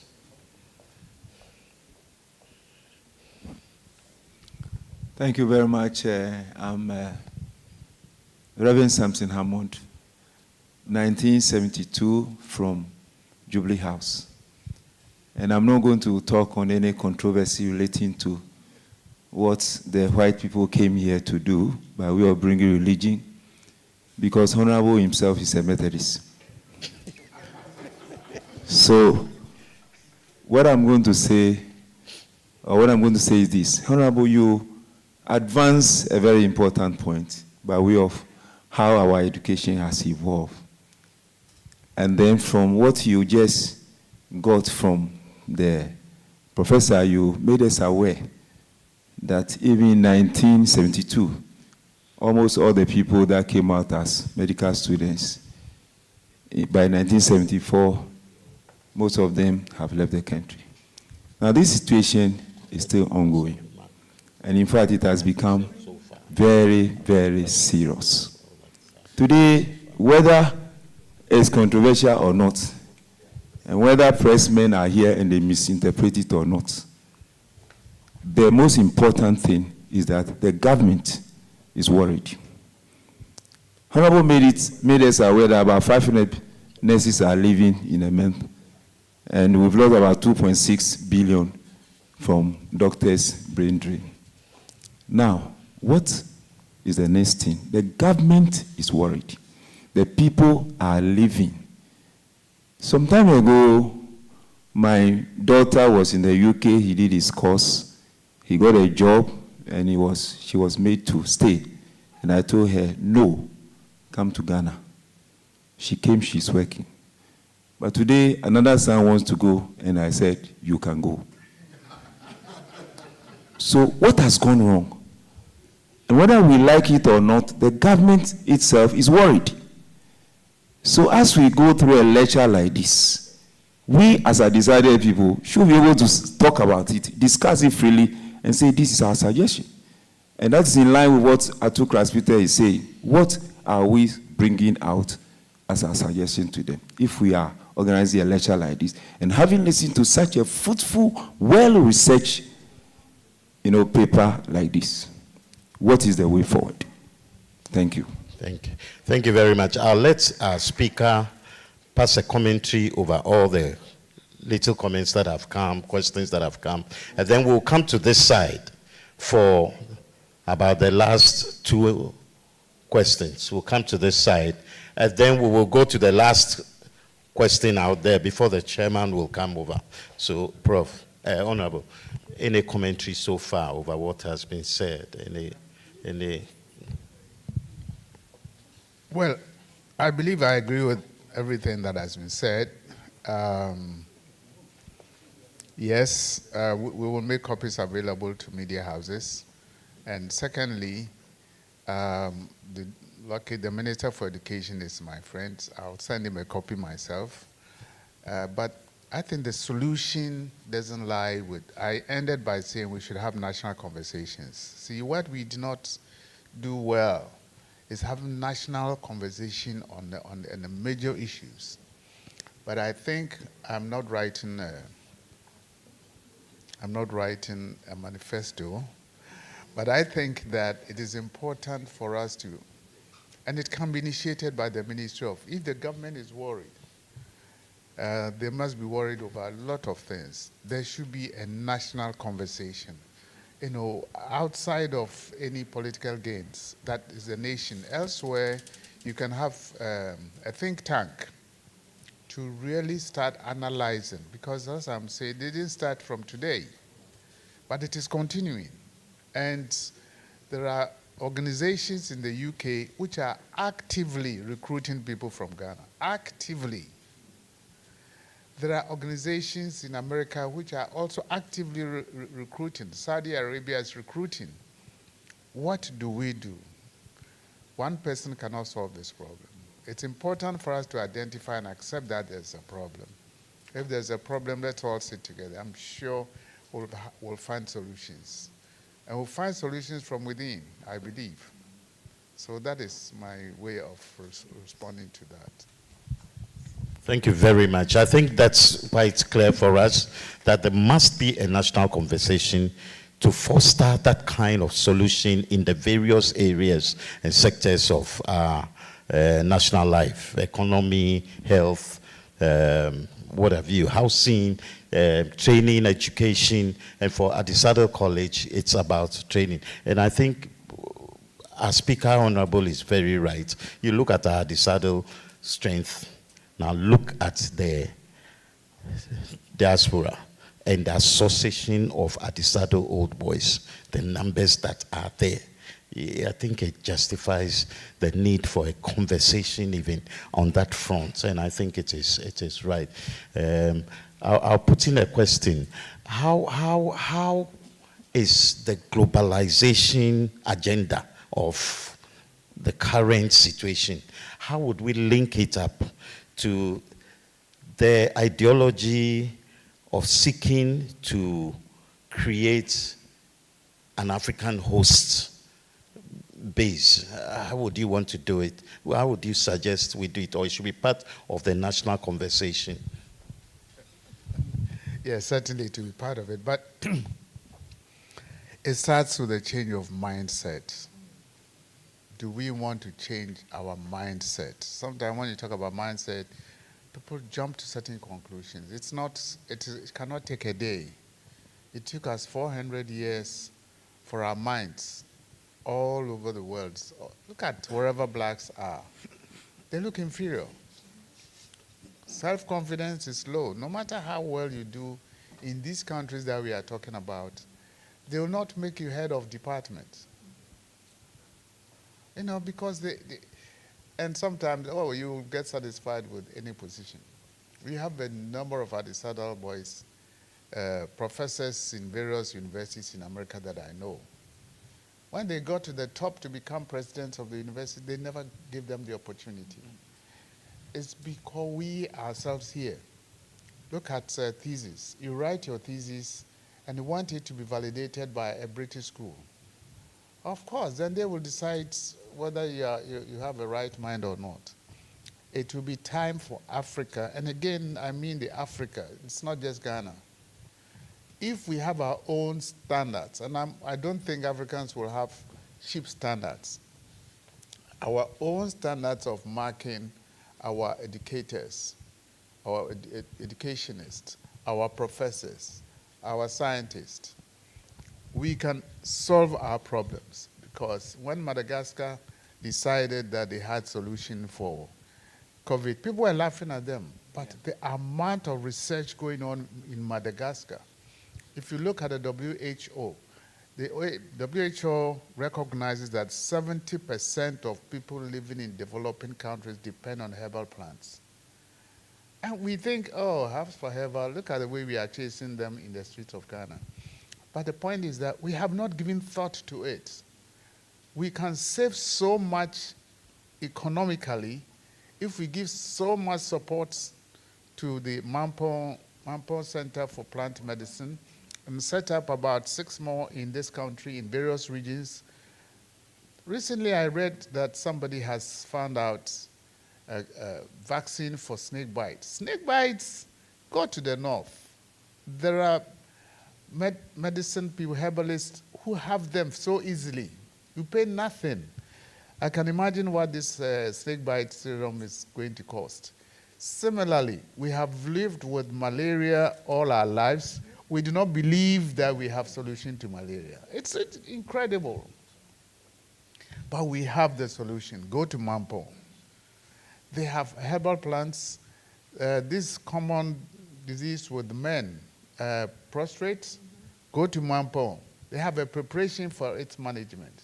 It's been accepted. When I asked them, why don't you do commercial? They said, well, government is not giving us enough money. Wait a minute. Does government have to give you money? Be business-minded and think that we can make this place the center for the whole of Africa, for everybody to come and buy preparation for prostate management. An important thing like this, so you have private ones making so much money out of it. So the opportunities are here, but the confidence is not here. You know, I know Western trained medical officers like my friend Harold, and I know some pastors like Salman, who sometimes refer to herbalists, you know, for certain solutions. We have not looked at them. We think everybody should go to a medical office. We have a month they call Breast Cancer Month, and it's everybody should go and test. How many machines are in Ghana to ask for my villagers to come here to test breast cancer? We have herbalists who know this from days of old. How did they deal with them? We are not recognizing them, and that's part of our problem. What belongs to us, we do not respect. We will start from there. It's not only Ghana, can go through all African countries. When we hold discussions, let's bring them. The guy who invented kente cloth, did he go to Adisadel? I know some illiterate. And now look at the value of Kente. Because it was him or somebody who hasn't been to school, we haven't even thought of copywriting it. And now China is making Kente cloth. The same thing, I've seen a video of Chinese now starting a church in the Western region. I mean, well, yeah, please. Well said, well said. I am convinced the African standard to become the globalized standard. I am convinced. Yes, please. Microphone here. Yes, please. Go ahead. Yes. And then Dr. Paul Mensah, you'll be the next. Okay. My name is Peter Atora, Santa 93. I'm the GEC secretary. That side he didn't shout. You said secretary. Say it loud. Peter Atora, Santa 93. Global Executive Council Secretary. Yes, Elliott House. I was in the same house as you, so he shouted about your house. I want to thank Honorable Kojo Yankah for a very great lecture. I think listening to him, I came to the conclusion that we need to indigenize our educational system. I grew up in Takoradi and Cape Coast. I spent most of my primary school years in Takoradi and just some 2 terms at Cape Coast University Primary. And I remember being taught Fanti, like he rightly said, so I can read and write Fanti. Today we have children going to school and we have parents who are proud that their children are studying Italian and German and they go for piano lessons and stuff like that. It just shows how far we are. Oh, that's true. Yeah, it just shows how far we are moving away from our culture and trying to, for want of a better word, demonize anything that is African or just because we have gone to school. And I want to find out from Honorable Yankah how we can reincorporate some of these things back into our educational system, even if not at the primary school level, at the secondary school level, starting at Adisadel College. And I also want to endorse his final comments about National Science and Maths quiz team. That it's basically all about bragging rights, isn't it? Adisadel is second or third or first, and hey, we are all shouting. But if you give a science-based problem to that same person after the event, will he or she be able to solve it? A few years ago, the winners of our National Science and Maths quiz team were sent abroad, one of the countries abroad. And they came last. Because when they got there, they were not being asked what is Newton's theory of for you to rattle. They were given a science-based problem and they had to use first principles from what they knew to solve it. So what we are doing now is just chew, pour, pass, and forget. Once you pass, what is this? It's SYQ stroke to the power, you are correct. And then you get 3 points. So I want to find out from Honorable Kojo Yankah, my first point, how do we reincorporate some of these traditional values back into our educational system? At least from, let's start with Adisadel, and you look at this. Let's start from, are we going to, what can we do practically? Because I know if you want to affect the entire educational system of Ghana, you have to go to GES and follow a lot of, but Adisadel, what practical steps can we take to ensure that our students are able to, get back to basics? Thank you very much. Let Dr. Paul Mensah come up, and then I'll get Prof. Honorable to. Okay, so my name is Dr. Paul Mensah, Noble Class of 1975 from Aglume House. And Daniel Ho prepared when I was there, so you can see I like food.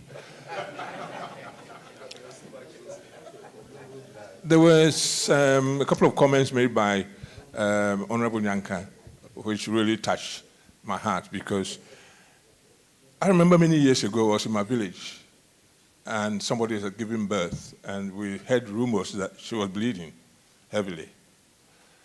And the ladies in the village quickly ran into the forest and came back with some leaves, which were given to the woman to chew, and the bleeding stopped. So I asked my grandmother, How did they know that? And it's amazing, the stories that she told me, that even when they observe the lamb and when they give birth and one of them is bleeding, you find other lambs run into and they come with something in their mouth. And they lay it down there, and the sheep or whatever is bleeding will chew it, and the bleeding stops. So we are not stupid. We have the knowledge there, but because this is coming from Africa, from Ghana, it's never looked at in the way that it should be. There's a Nigerian man in the UK who developed a technique, and if you Google it, you'll find it called bee lynch. It's called bee lynch. For years, nobody wanted to give him recognition for the discovery. And in fact, some of the white colleagues were trying to copy it and put their names onto it. And that was sad. So we need to start getting a bit of the confidence back in our education that we can tell our boys and girls at the school to have confidence in themselves. It's sad, though, about this speaking English and not wanting to. I go to my village and some people even want to speak. These kids want to speak English to me. It's amazing. You speak to them in Fanti, they want to respond in English. So I asked someone in Accra here at the Atlantic Mall, why are you not speaking Twi to me when I'm speaking Twi to you? So I don't like Twi. What do you like? Oh, I like English. This is an 11-year-old telling me that he actually hates the Twi language. And his name is Owusu. So, we could laugh at this, but these are the ones who are going to grow up to come. So we need, as he said, a national consciousness about having taken a bit of pride in ourselves, And when I was in primary school, Saito, we were taught hygiene. We were taught civics to make us patriotic, to make us think about, how we function within society. Respect for older people. When you sit on the bus and the old person can get up and let them have a seat. Now they will kick you off the seat and sit there themselves if they got a chance. Because we've lost a lot of this. So I think what the Honorable Yankah is saying is that we need to go back, really go back to some basics. And finally, I was in Adisadel not long ago, and I met some students. And usually when I get there, I talk to the students. And 2 students, after I was heading towards my car, came over, and they said they wanted to talk to me. I said, oh, that's fine, you can talk to me, And the question they said to me was, please, sir, can you advise us on what we have to do in future?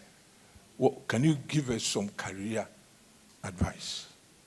I was touched, because these are 2 young men at Adisadel College who obviously have not been taught anything about what they can do in the future. We need to have career advisors in the schools. Look at the strength of these individuals, what they can do, and let them feel proud of what they can do, that it doesn't have to be a lawyer, become a politician, become rich. Because that's what some of them are thinking. So there's so much we can do, but I think we need to go back to basics. Build confidence in ourselves as a nation and as individuals, impart that confidence into the young ones so that they are not even ashamed of their own language, and they build up from there. Thank you. Thank you very much. Thank you. Dr. Paul Mensah is the president of the UK AOBA, talking African agenda, Adisadel College agenda. So, Honorable, as I give you the mic, factor that he wants to see something going back. So, Honorable will pick it. And he's a member of the GEC too, by virtue of his being the president of AOBA UK. Thank you very much. I think we can start from Adisadel. Charity begins at home. And I think GEC, Global Executive Committee, can initiate. We need a first round table in Adisadel, not in Accra, to invite year groups and various old boys from various places. Let's really rethink education. Let's take the lead. We cannot wait for the whole nation. The whole nation might turn into something else. But this is we who have been there and are saying that these are our observations. And let's start work there. We are not asking the Minister for Education to abandon what he's doing. There are a lot of things that we learned in Adisadel with extracurricular activities.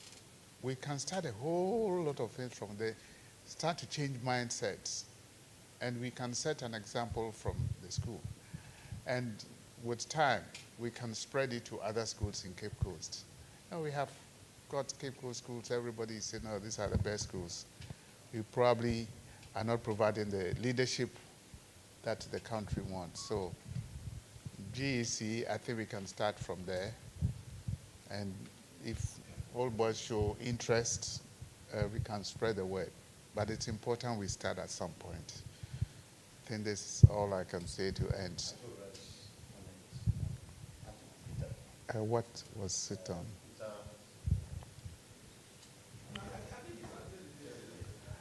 Oh yeah, Peter's, yeah.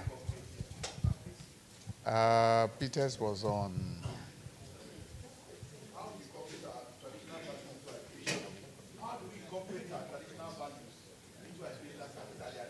Right. This we can have at that kind of meeting. You know, let's have it.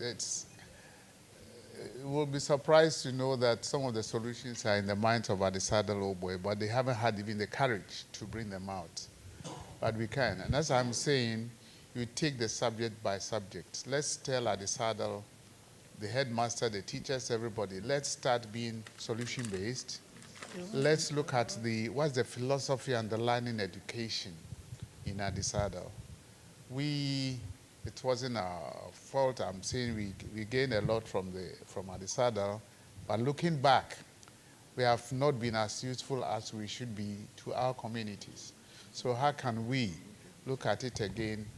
What are the philosophies that we have missed? What are the people that should encourage students like that? Look at our head prefect. How did he know about Winston Churchill? Probably he learned it somewhere and said, today's speech day, I'm going to quote it.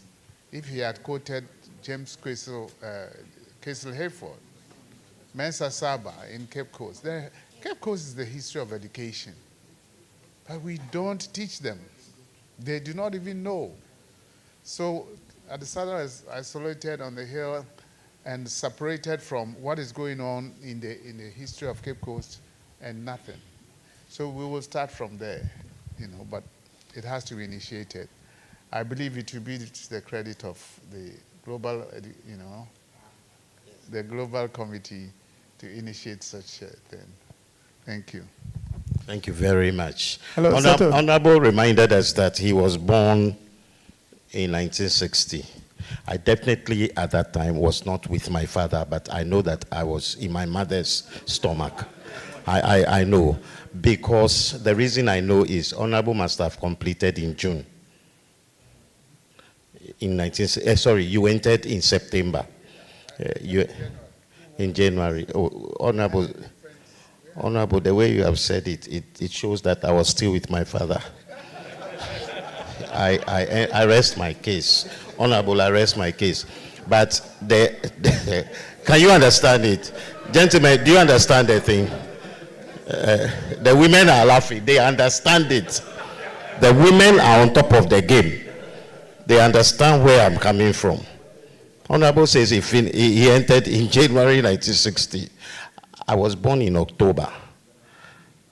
It means my pregnancy was conducted or done or manufactured in February. It must have been a Valentine thing. I'm now seeing. My father was smart. But if he went in January, then it means that my father hadn't begat my mother in those kind of territories. So now you understand it. So fine. The last one, and I was referring to the 1960 for us to understand that Honorable still looks strong, but it means he's aged. He must be tired. But he still stood up and spoke. So we'll take only the last two. I know there was one there. Last two questions. The man must survive. Yes. Oh, Uncle Sam, you are here. Dr.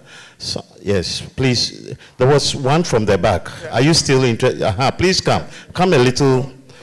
Give it to him first. Give it to him first. Yeah, Seto, Oh, before Vice, yes, please. the last question, I would want us to acknowledge the presence of the headmaster as well.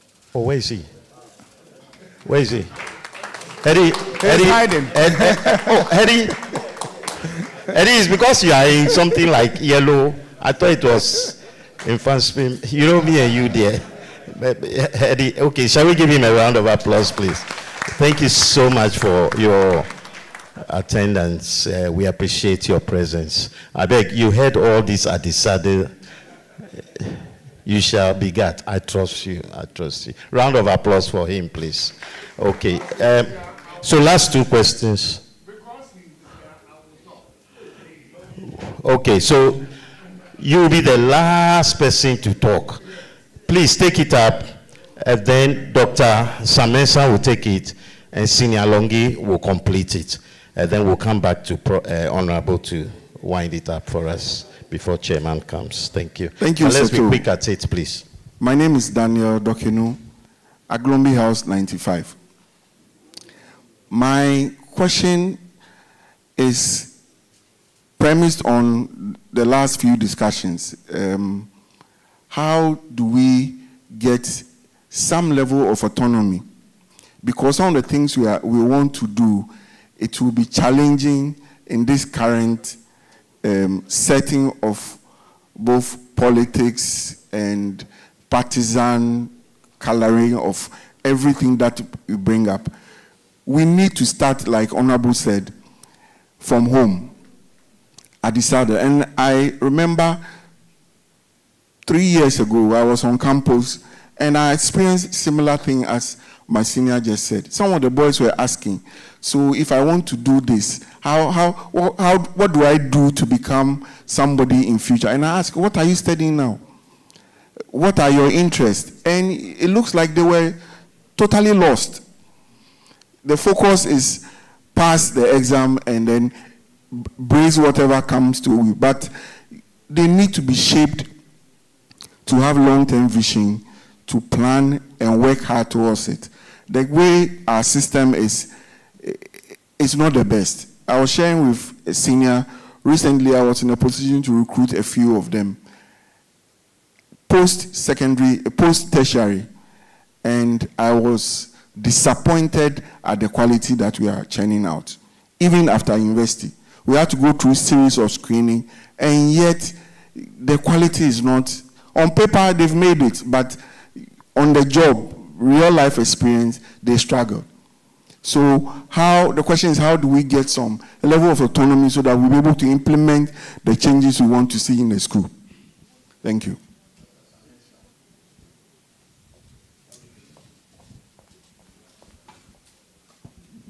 Yeah, hello. I just wanted to, yeah.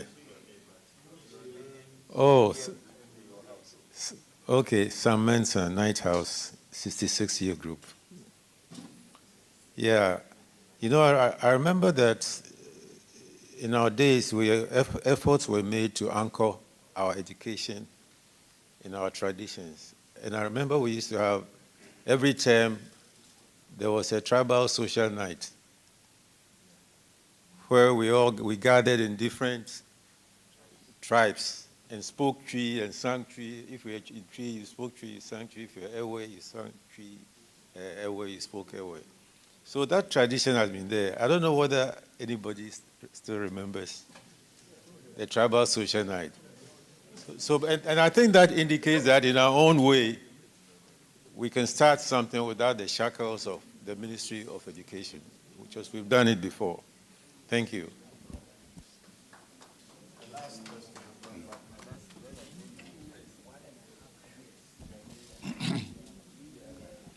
My name is Emmanuel Insu, Hamlin, 1960. You are looking at me.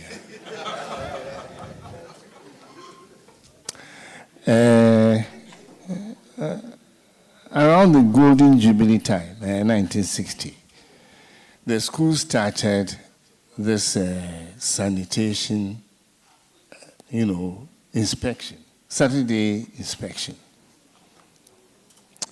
Started in a very low-scale thing, but eventually all housemasters, headmaster himself got involved, and they come, they will touch the water closet.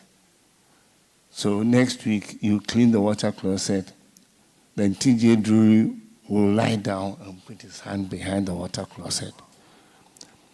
Now, the interesting thing is that later on in life, I had a friend who had become a minister of education, a lady, and he said we were noisy people. So I decided for a day. Then,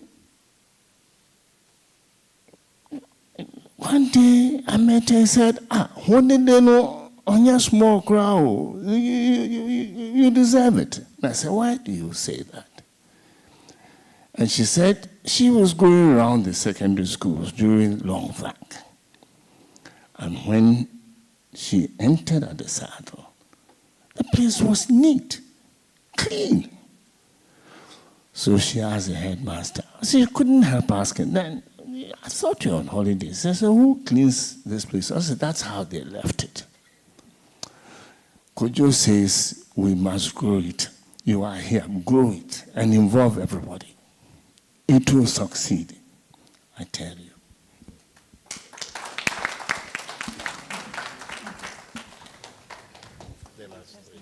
Okay. Honorable Speaker says everything he has heard looks positive, and we've understood his direction. And so there must be, as he has said, the possibility of a national dialogue concerning this, devoid of partisanship. And I think that is one good way to bring solutions. At this stage, we're going to ask our chairman, who is the first chancellor of the of the Cape Coast Technical University, Prof. Amonu, please come and pass your remarks.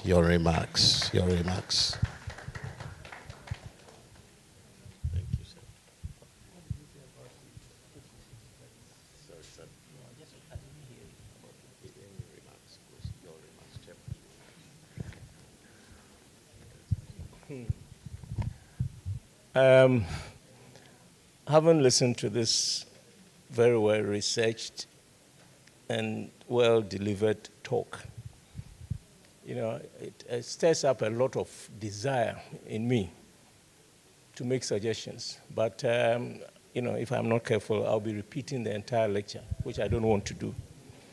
Because at the beginning I said it, that the speaker for this occasion combines so many qualities and so many characteristics. I mean, I've known him since we entered Adisadel in 1960. He's a historian, he's a poet, he's an educationist, he has dabbled a little bit into politics, and he knows how decisions are taken at the center. So, I mean, and these qualities have come out in this lecture. And there are so many takeaways. And I'm happy that the headmaster of Adisadel College is also here, because he should not wait for the dialogue that is being suggested before he introduces some changes to enrich the students who are there now. Because by the time they come out, they should be market ready. They should be ready to contribute to society. But I just want to focus on some of the things that our speaker said. And he started by saying, or by if I may use the word, lamenting, that there have been so many. This is the 10th or 11th ORLEANS-POBEE lecture? The 10th, 8th, I'm sorry. And he's wondering what we have done with all those lectures. And I think when he said that, I saw the Dr. Uwedu nodding his head, which means he's going to retrieve all those and begin to compile this, because this lecture It's a groundbreaking lecture, and it has to be preserved, and whatever we can take out of it, we take it out and begin to implement. So I want to challenge Dr. Oredu to try and retrieve all those lectures, and let us begin to compile them, because this is a lecture that is a consultancy piece of work.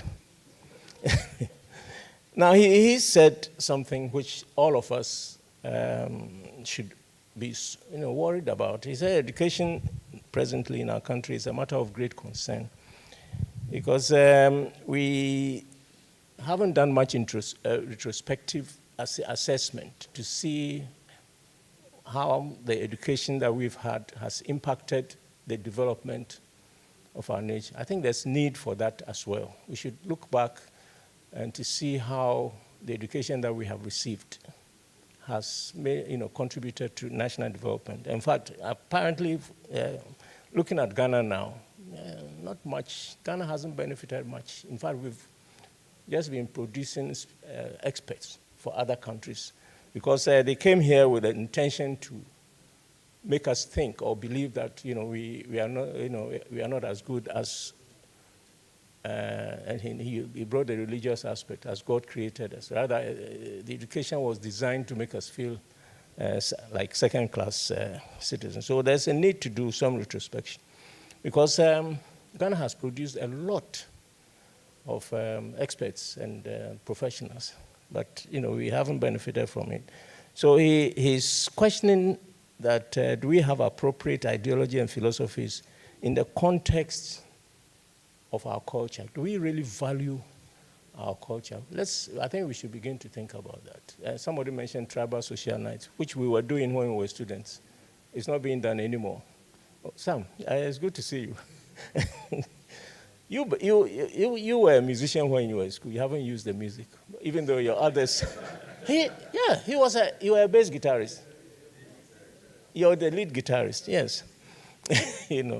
See, Adisadel has really enriched the lives of its students, but some have used what they got. Others, most of us have not.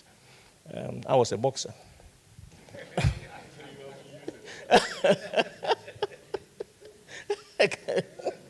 Yeah, but Honorable Yankah has given a lot of food for thought. Now, he also said that we instead of using other people as our reference, we have to have our own references.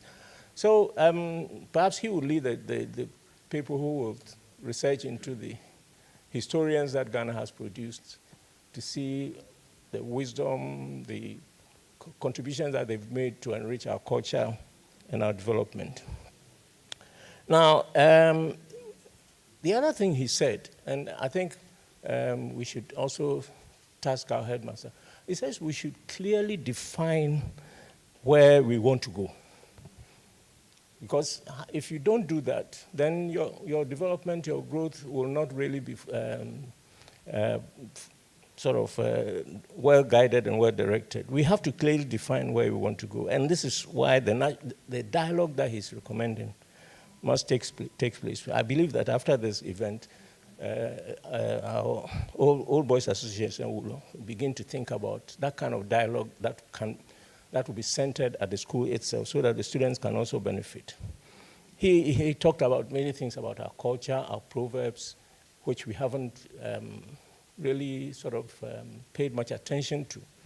I was telling him when he came to sit down that when I first came to, I returned to Ghana, I'm one of the few graduates from the Ghana Medical School that has returned.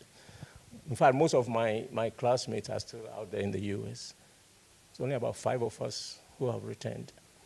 When I first came, and I was brought to Ghana to come and develop the University of Cape Coast School of Medical Sciences, I wanted to develop a glossary or a dictionary at Infanti that will help us, the nurses and the patients, to understand some of the medical terms. I traveled the length and breadth of this country looking for a Fanti dictionary. I decided we had a dictionary Infanti. That dictionary has disappeared. And Ghana Bureau of Languages didn't have it. None of the libraries in Ghana. I traveled all around. I still didn't find it. And that project did not see the light of day because I did not have what it took, what I needed at that time to develop that dictionary. We don't have it. And so when a patient walks in from the village who doesn't know any English, how do you communicate with that person? Unless somebody comes to interpret. And most of the time, the interpreters don't tell them the right things. So we need to, do a study of our eminent historians, philosophers, teachers, educationists who have come and gone. We need to value the contributions that they made so that we can bring it into as part of our education. And he also mentioned that our education has not given us the confidence that we should have. So we need to begin to educate our children to develop, to have confidence in themselves and in what they can achieve. And again, I will throw it to the headmaster. Yeah, I'm happy that he's here. The imported curriculum, he talked about the imported curricula, which were developed to subjugate us. So I'm not saying that the curricula are bad, but if we want to use any curriculum from our side, we have to do it in the context of Ghana, in the context of the development that we are looking for. Now, he mentioned that the colonizers presented themselves as superior, which means that we were taught to be second-class citizens, and we need to educate our children to forget that. And then in attempting solutions, he's emphasizing creativity. We should develop programs in the school that will sort of bring out or challenge the students to be creative and to be innovative. And other countries have done it. He cited India as one of the countries that has encouraged creativity. And this has now brought them to the top of the IT fraternity. So there need to be reforms. Unfortunately, some of the reforms you can't do if GTech is not involved. But we should think about it and maybe become a pressure group that will encourage GTech. Because they are also looking for market-ready graduates. Graduates who can contribute to the development of our nation. So perhaps we can be the pressure group that will do that. So he raised that issue. And we need to take it forward. It shouldn't end here. I think the various groups should think about how to create opportunities for that kind of dialogue. Now, he emphasized the fact that whatever we are doing in education, it has to benefit Ghana. It has to contribute to the development of our nation. And as I was listening to that, I was thinking that as an individual, as a school, there's very little we can do because the curriculum has been set by the by the Ministry of Education. But then we can engage them or we can encourage some kind of dialogue. But the education must be relevant. I was thinking about what is happening nowadays, the way technology is going, and the very little impact or very little input that it has in the secondary school curricula. So we need to ensure that our students will not be left out in the cold. He says we encourage innovators, and we also need to have education education that is Afrocentric. Let it benefit not just Ghana, but the rest of Africa. It's something that we can be doing. And in fact, it can become what he was talking about, organizing quizzes that will open the eyes of our own students to their country and to the rest of Africa, instead of always looking out to other countries. He mentioned patriotism. The civics that we were doing was helping us in patriotism. I don't know why they've discontinued it, But again, headmaster will raise it with his colleagues, civic for self-government and all that.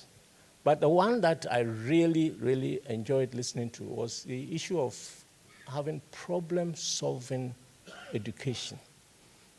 It's so relevant, so important, that we should begin to think about sort of challenging our children with problems that relate to the growth and development of this. I used that when I was developing the medical school in Cape Coast. And that has made Cape Coast, University of Cape Coast Medical School the best in Ghana. I'm not boasting, but it has made that difference. Problem-solving medical education. Now all the other medical schools are copying from Cape Coast.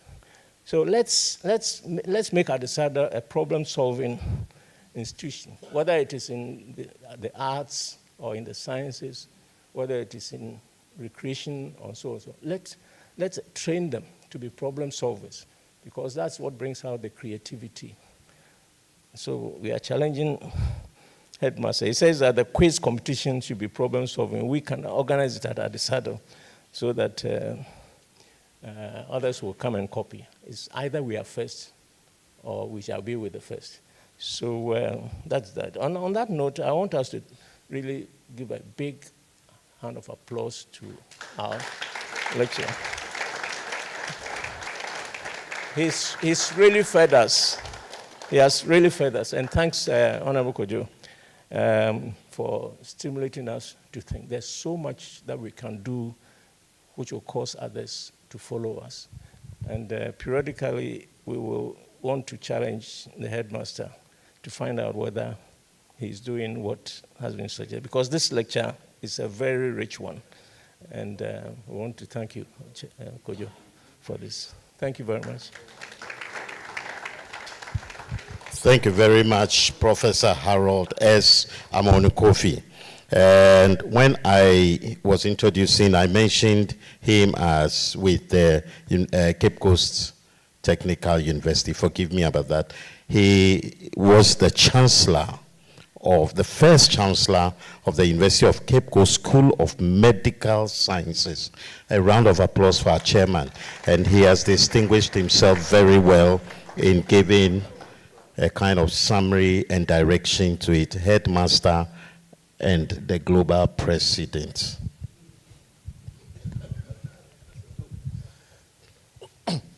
I need not say more. I think Honorable Kojo Yankah has done a really good job to the topic, and I said that from the beginning.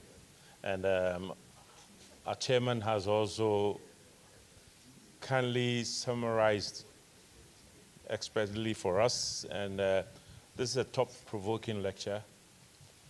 What I'd like to say is that, and I'm glad the headmaster is here as well, and GEC and the headmaster, together with the old boys, I think what we should do, or what we will do, we'll have an Adisadel dialogue, rather than wait to have a national dialogue. Well, we should start an Adisadel dialogue and have a global or a total position of views of Adisadel people. And as has been said, some of those things are set by GEC. However, we can, like when you have extracurricular activities and all those things, there are things that we can think through and add to what we do in a way that doesn't overburden the kids. And those things are things that we can pick up. I mean, things like, and two people have named it, career guidance. It's critical. And if you have people who are going to old boys asking, how can I do this, then we see the need for that, and we'll have to pick that up. And look at our whole education. What is going to give us the practical, solution-oriented students coming out of there? I'm sure that's one of the reasons why this whole STEM product is all coming out, and we'll look at how all those things are embodied. Of course, we'll work with the experts of education, the headmaster and his management, plus, and I'm sure within the Adisadel body, we'll have a lot of educational experts and subject experts that we can tap into. So we will go to work on that. In terms of the speeches and other things, you made a very valid point there. But what we can do, we'll go back and start reclaiming most of it. Fortunately, we have now a school website. I don't know how many of you know about it. If you don't know, we're going to publish it. We've put together a team of IT experts, and they've come out to revamp the school website. And some of these things, it's not just these lectures, but even speeches for speed days and all those things. We should be able to have archives and all those things that we can all go back and look at this and learn from it. So we'll pick it up. The only thing we haven't done, which we're going to continue from the school website, is the Old Boys website. We do have a number of websites, but they are all in different, so we're looking at putting it all together and having one website revamped. So that will come through as well. Look, thank you all for your participation. And for those that couldn't make it, we hope that the next time you will come in your bigger numbers and come and make these lectures quite meaningful, because today we have been invigorated and stimulated. Thank you. Thank you very much, Global President. As we wind up with a vote of thanks, I'd like to do a quick kind of thing. Anybody here from the 50s decade, Santa Clausian 50s decade, 60s decade, just give us a wave. 60s, 60s, 60s. Give them a round of applause. Give them a round of applause. They deserve it. They deserve it. Honorable, the way you are laughing is like my story is home. All right. Prof. Chairman is in order, right. 70s, 70s, 70s, 70s, 80s, 80s, 80s, 80s, 90s, 90s, 90s, 2000, 2000, 2000, 2000, 2000, 2010 to 20, 2010 to 20. Round of applause for them. The round of applause for them. You've seen how it's coming up. I'd call on our Vice President and the Chairman of the Planning Committee for this lecture series, RT ORLEANS-POBEE lecture series, to come and give us the vote of thanks. Mr. Awotri Bosemafi. When you come, okay, you've already. Yes, Awewe, Vice President, vote of thanks, vote of thanks. You guys want to change my name right now? All right, thank you very much. Before I give the vote of thanks, I just want to make this announcement that we are about setting up the AOBA Ghana. And so the leaflets that we sent around, we'll be calling on you to help with the setup. So please, when you get any call from any of us, don't be too angry. All right.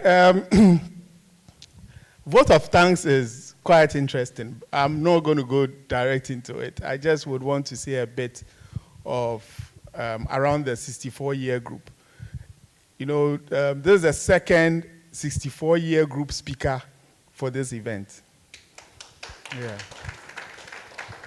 And I think there's a second chairman as well of the 64-year group.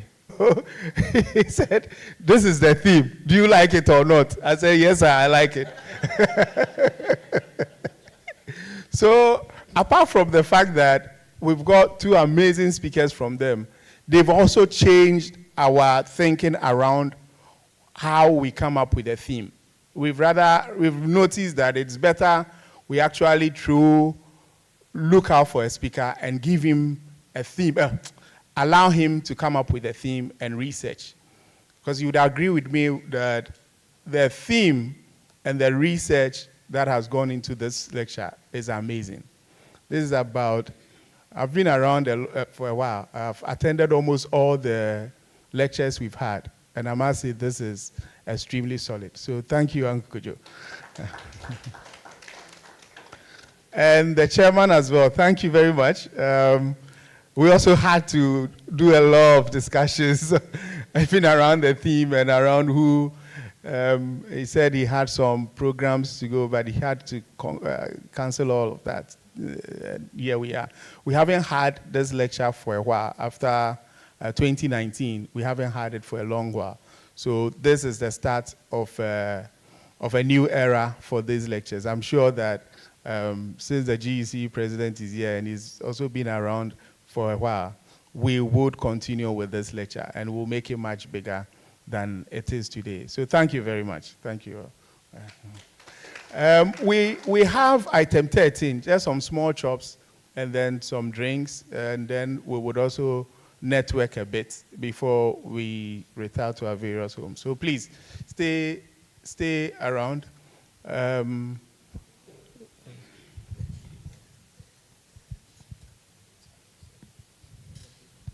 All right, ladies and gentlemen, just to give ourselves a conscious understanding of this, take something away. We're going to do something. There have been some people linked up to the to the lecture series since it was initiated, and the organizers, the chairpersons, the speakers. We want to acknowledge the fact that some have passed on. We haven't had the opportunity, seeing some of them passed on, to acknowledge it.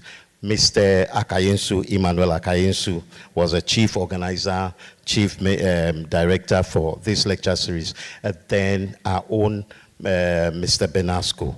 All of them are of blessed memory. Shall we rise up, just a minute silence, even as we soak the last part of thought-provoking lecture series and chairman's remarks we've had. Just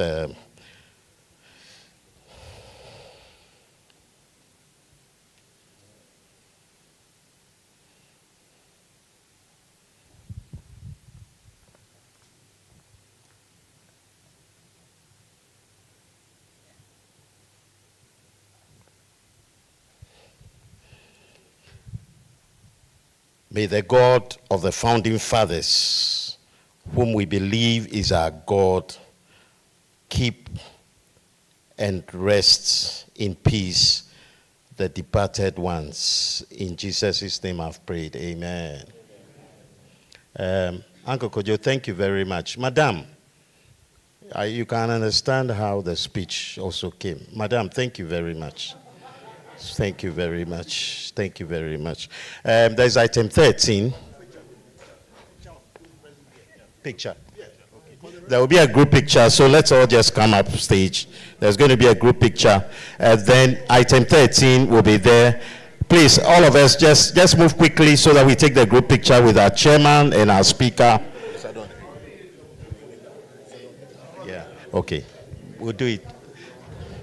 Let's quickly do this, please. Please. Come forward. We'll take the picture here. Then...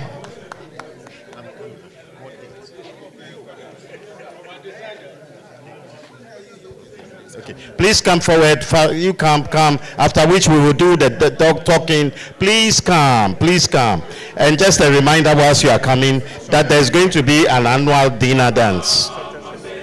Shortest in front. The president says shortest in front, knowing that I'm here. And then the dinner dance. There will be a dinner dance. Look out for the date. An interesting dinner dance for this year, 2023. 2nd December, dinner dance. All Santa Clausians, please come. Atu. Yes, please come. Yes, let's be here. The speaker, where's the speaker? Speaker and chairman in front, president. Speaker and chairman in front.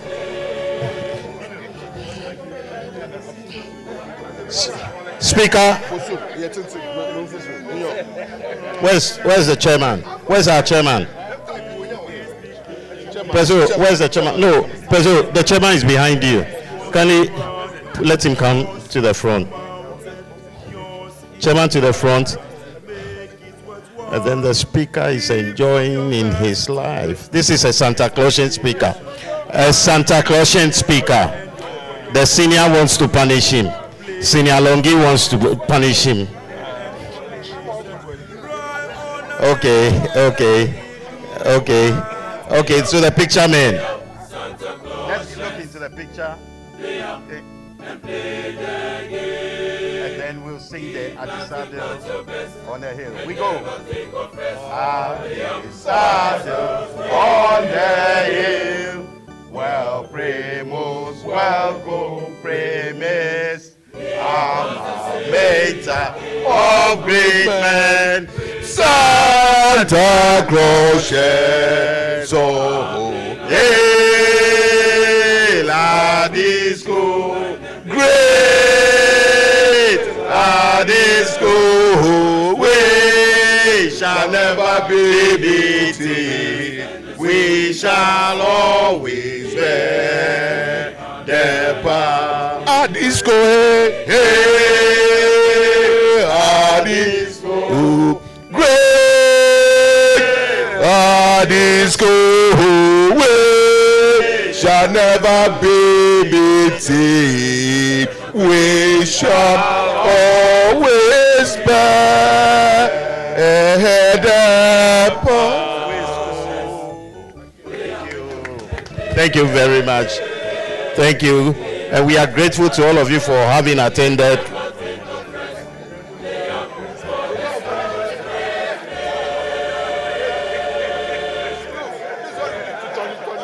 Thank you very much.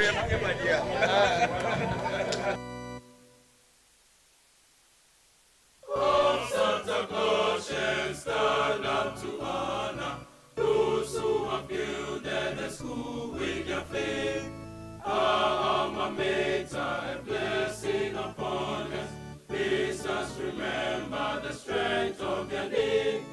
Others have labored and we share the glory. Us to do exploits and add to their gain. Those who come after will take up a story. May it be worthy of singing again. Play up, Santa Clausians. Play up and play the game. Give nothing but your best and never think of rest. Play up for the school's great name.